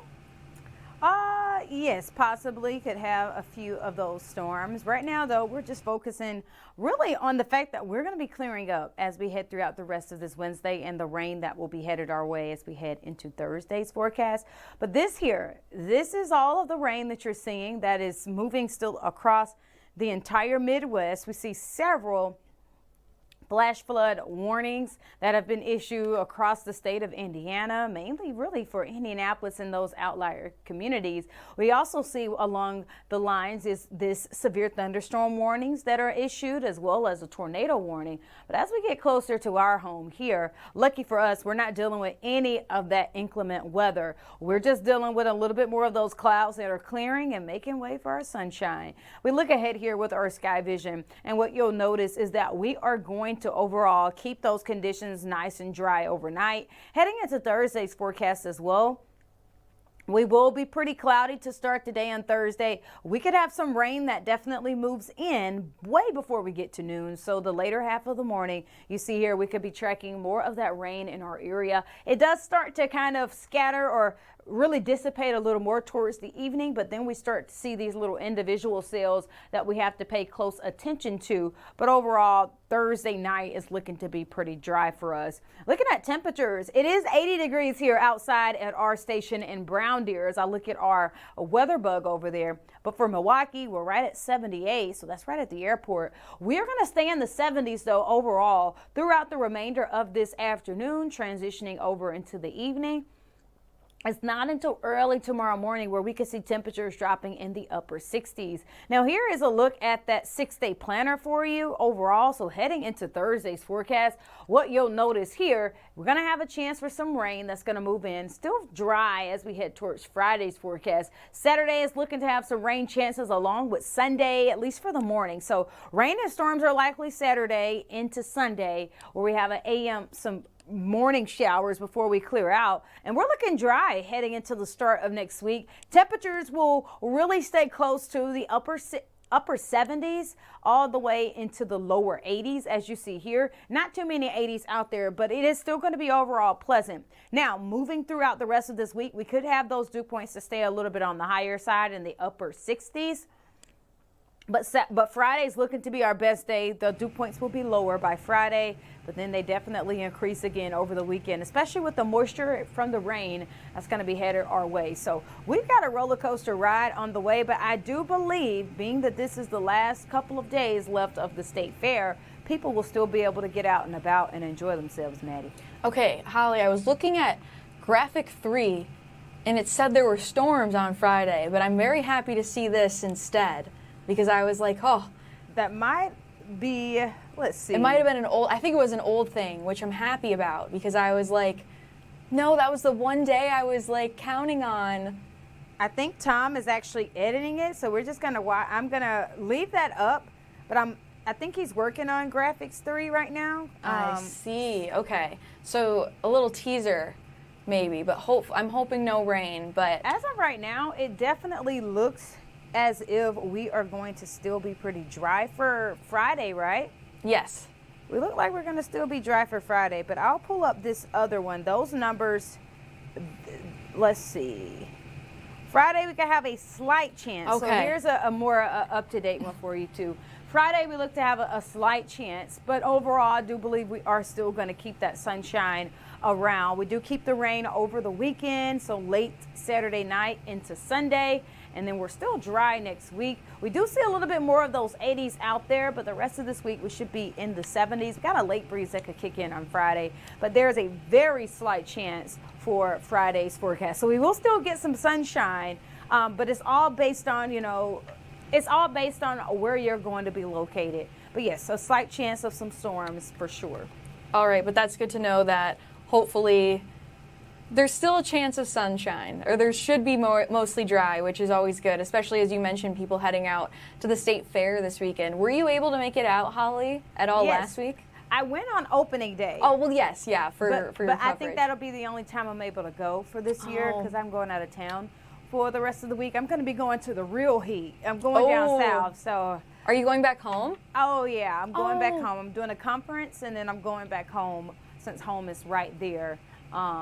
And I'm just like, I felt like I barely survived at the state fair with dew points in the upper 60s, near 70, but temperatures were only in the 70s, upper 70s, and we were right in the sun.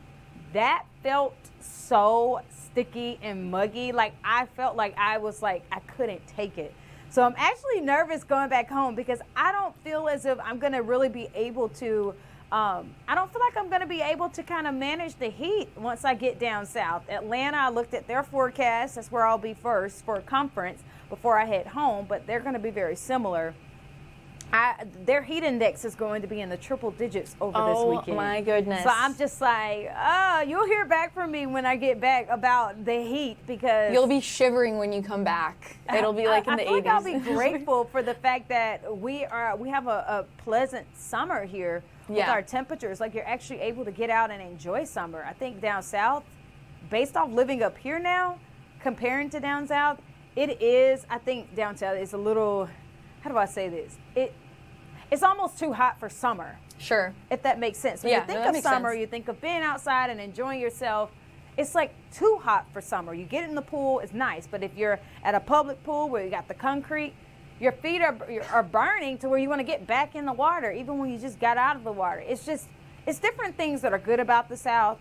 But there's also a lot of things where I'm like, I am so grateful that I'm in the Midwest. And that's for sure having the 4 seasons here. I feel like that's the cool thing, too, about moving and living in different places is you kind of figure out what you like and what you don't. And I think the weather can definitely play a big factor. But we know we love having you here in the Midwest. So we don't want you to go anywhere. Here. Yes, I love the Midwest summers here. Like, I found a new love for Milwaukee in every season. It's like I look forward to every season. Winter I even look forward to because the first couple of snows are nice. So beautiful. I agree with you. But it's just when winter is prolonged and everyone else on social media is starting to enjoy spring and they're warming up, then it's like, okay, this part is tough. But it's only like 2 months out of the year that I absolutely do not live in Wisconsin. And I would say for me, it's February. It's from mid-January to possibly early mid-January through March. Yeah,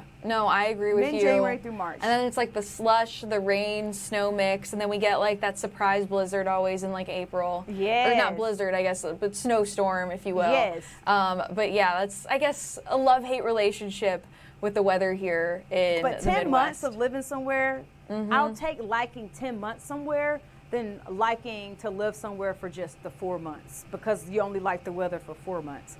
At least we got fall, and fall's absolutely beautiful. So here. beautiful. Can't wait to see the foliage, the leaves changing. That's coming soon. Is it really?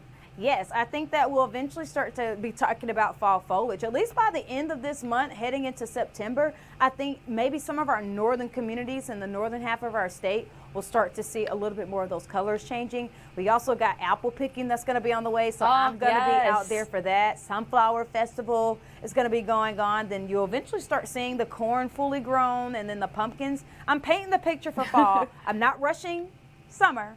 But fall is just getting a little bit more exciting, especially since we're losing daylight at this point. Right. I know we had our last 8 o'clock or past 8 o'clock sunset on Monday. Yes. So now it's just going to keep going down? Yes, until the time change, and it's going to be super obvious. So, but then that gets you in the mood for fall. And so it's like, you know, everything's like a give and take, you know. Yes. So I think that there is always something good that we can take out of every season. Especially here in Milwaukee. It's like something good out of every season. I feel like we're being so philosophical here right now on the live desk. I love it. Holly, I love chatting with you. It's such a treat every single time we get to chat. Have so much fun on your trip back home. and looking forward to seeing you when you get back. Oh, yeah, I'm ready to talk all about the heat. I know that's going to be the case. Can't wait. Thanks, Holly, so much for joining us here on the Wisconsin Live Desk. We're going to take a quick break, but we'll be right back. Stay with us.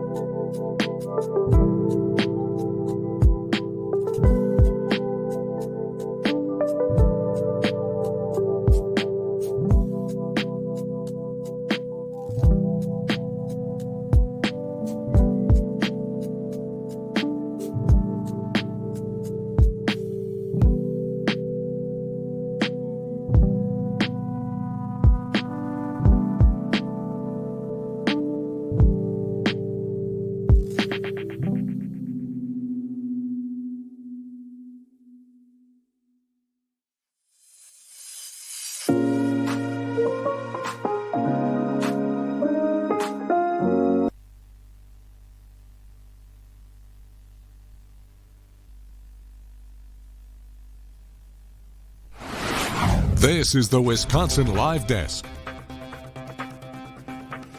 3:42 on your Wednesday afternoon. Thanks for being with us here on Fox Local. Another big story we're following is all the way down in Columbia. Take a look at this video that we're getting right now. Rescue crews racing to find people trapped under the rubble 2 days after there was a devastating earthquake there. We know at least 181 people are dead, over 2,500 injured, thousands others now missing or homeless. I want to bring in our multimedia reporter, Amy Gallo, who is live right now at the Global Empowerment Mission headquarters in South Florida. And Amy, they already have teams that are out in Columbia now.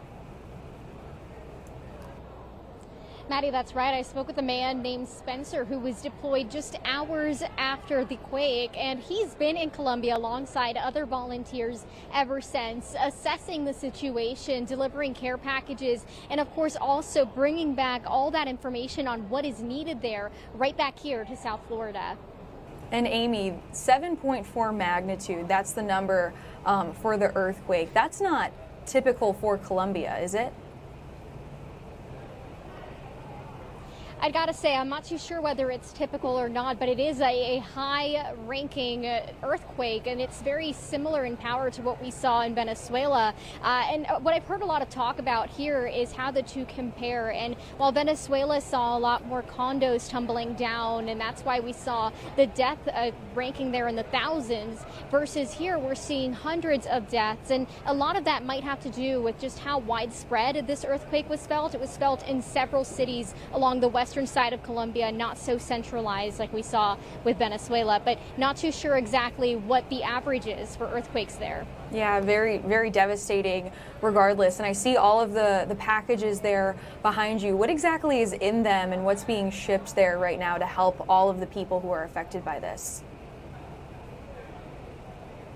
So a lot of what's going on back here is things like toiletries, hygiene products, and the most important thing for Colombia at the moment is shelter supplies. So tents, sleeping bags, things to bring people some comfort, because thousands of people are now homeless over there, whether it's that their building completely toppled to the ground, or maybe it's still standing but it's not safe and it will be demolished soon. So that is the biggest piece of most important advice, most important supplies that they're trying to gather here. You'll also have some people bringing in food, water, and that kind of thing. Now, on that side of things, they do prefer that if you can bring in monetary donations, they can then turn around and purchase those things over in Colombia for far less than what they would cost here in the United States, and then to have to pay for the cost of shipping it as well. Over there, a lot of the grocery stores are still open, so that is a very positive thing. Amy, have you met anybody with any personal connection or family in Colombia? I mean, it's so great to see people coming together and being so passionate about this, even though they are so far away. A lot of these people in this building right now, they are from Colombia or still have family in Colombia. A lot of what I've heard so far about people actually over there now comes from Spencer, the one of the lead mission leaders here over in Colombia. And he was telling me he met a gentleman who watched, obviously his tower come down. Not only was his home there, but he also had his bike business right below it. So all of his bicycles, his only means of making money, now crushed as well. So you're looking at people over there who not just lost their home, they've lost their livelihood, maybe family members that are still missing. It's very heartbreaking. No, absolutely. Amy, I know you had mentioned that you spoke to somebody who's now deployed down to Colombia right now. What's the plan in the coming days for this nonprofit that you're at right now? Yeah, so right now the plan here in South Florida is to continue taking in donations that will then go out on a cargo flight over to Colombia, and that first flight should be on Friday. That is their planned date. So that's the South Florida side of things. For that crew they have over there in Colombia, right now they're in Pereira, so that is the first city where they will be deploying to, and they've brought 500 meal kits to them there, so distributing that to families who have lost their homes and are now living in tents. From there, they're going to move on to a neighboring city, which is, I'm looking for it here, Choco, and then they're also going to be heading to Cali, so two hard-hit cities also on the western side of Colombia. Wow, just devastating to see the images coming out of there, Amy, but also great to see the community rallying for people and family members in Colombia. Thanks so much for joining us here on the live desk. We're going to take a quick break now, but we'll be right back to wrap things up in 2 minutes. Stay with us.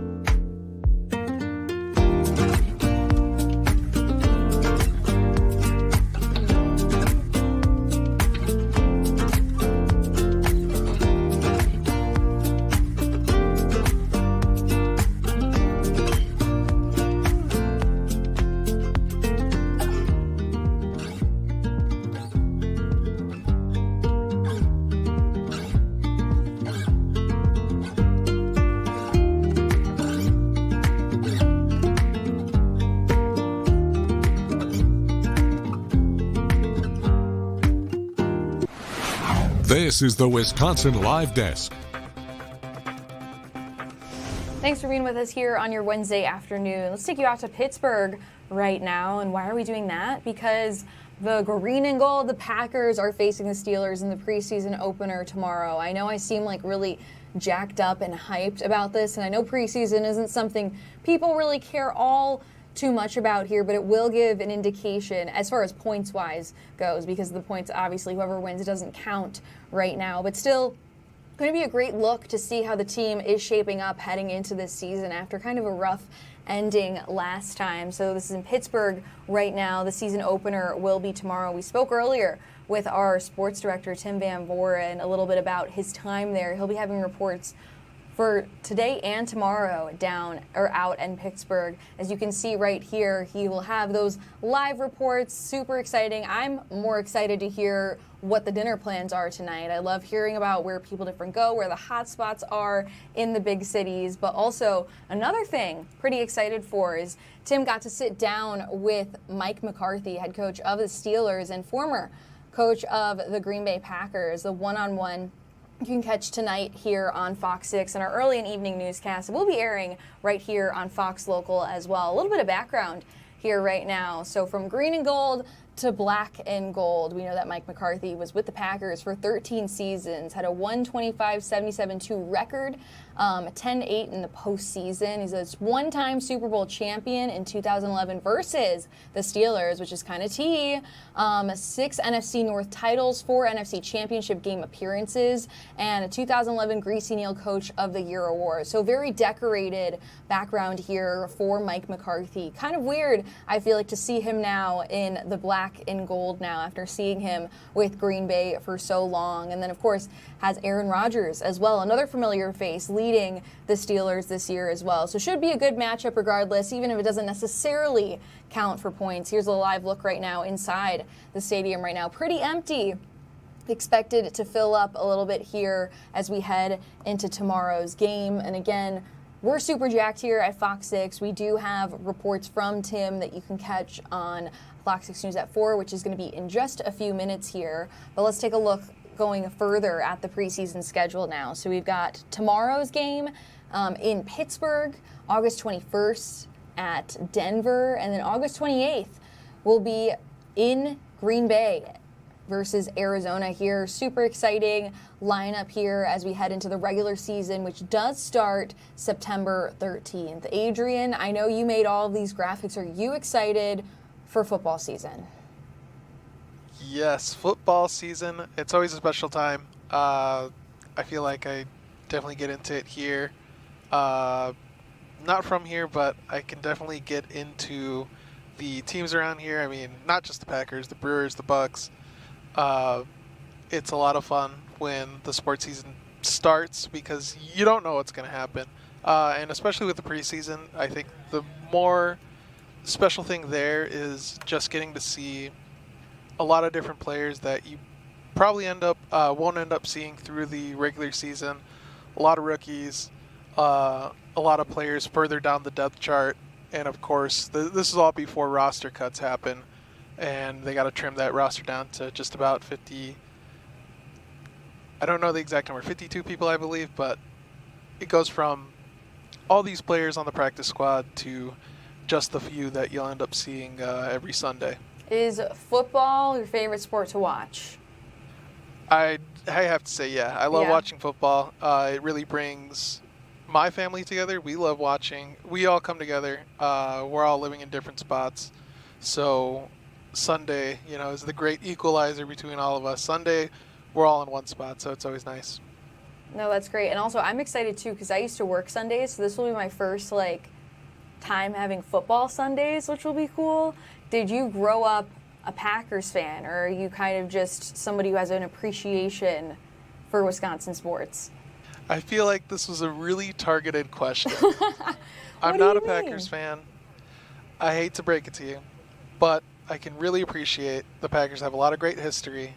I'll put certain biases aside when it comes to our Packers coverage. And like I was saying, it's really fun to go all in with following the Wisconsin teams. They're such a great fan base there. I will say, I feel like everyone really rallies around their teams here in Wisconsin. Adrian, what team are you rooting for then this season? There's a certain team down south that has my heart, no matter where they may be in a few years. You can always catch me sporting their gear. Not here right now, though. Are you not going to say the? Are you not going to? I'm a Bears fan. Oh no. No, I'm giving him a little heat right here, as if I'm not also from Chicago. But I will say, I'm not super loyal to one or the other. I did grow up. I'm in a split household. We've got Packers fans on one side of my family and Bears fans on the other, and I love them both equally. One time I wore a Packers sweatshirt to a family gathering, and my dad wouldn't even hug me because he was like, "What are you wearing?" It's crazy. So, yeah, something we will be looking forward to is football season. Taking another look at that preseason schedule here right now. We've got them in Pittsburgh tomorrow, and then Denver August 21st, and then Arizona on August 28th. So something we will be looking out for, and we can count on our sports director, Tim Van Voren, to give us those reports heading into tomorrow's game. Another thing pretty exciting happening tonight, take a look at this. The meteor shower peaks tonight, so look northeast after 11 o'clock. Let your eyes adjust to the dark. Take in as much sky as possible, 50 to 100 meteors per hour. So it's one of the best showers of the year, it's expected to be, and bright meteors with tails, 37 miles per second. I'm loving this graphic here and excited to maybe stay up a little late tonight. I know we're not necessarily in the path where it's going to be the most stunning, but still something that we'll definitely be able to see here, especially if you are up in that northern area. But something we'll be keeping an eye out for, and something you can learn more about coming up on Fox 6 News at 4 when we get a report from one of our lovely meteorologists here at Fox 6. So we are going to wrap things up here on the Wisconsin Live Desk. Thank you so much for being with me here today. I will be back tomorrow, so stay tuned. But keep it right here. Fox 6 News at 4 will be coming up next.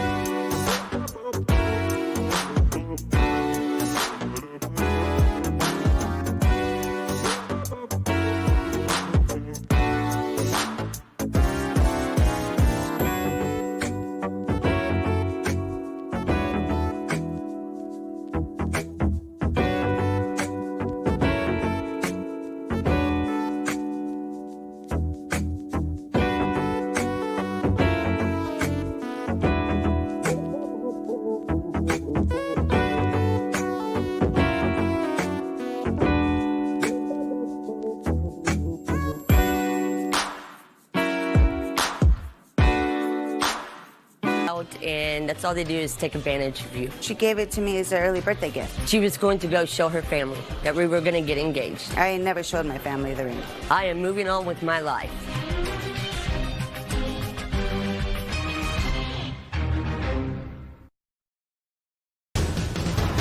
With stories that matter to you, this is Fox 6 News at 4.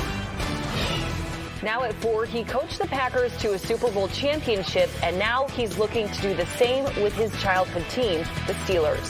Tim Van Boren joins us live after his exclusive one-on-one with Coach Mike McCarthy. Plus, this is an election about the very soul of the state of Wisconsin. Together, we will build the broad coalition that this moment absolutely demands. The sides are set. The race for governor officially on. Democrats and Republicans now have their candidates set. and that's our big story at 4. It took to the early morning, but Democrats now have their candidate, a man who dropped out of the race, then got back in, and now won. It was quite a comeback for David Clark on the David Crowley, I should say, on the Republican side. Their candidate breezed through the primary. Republicans voted through U.S. Representative Tom Tiffany. He won with well over 90% of the vote in the Republican primary. On the Democratic side, Milwaukee County Executive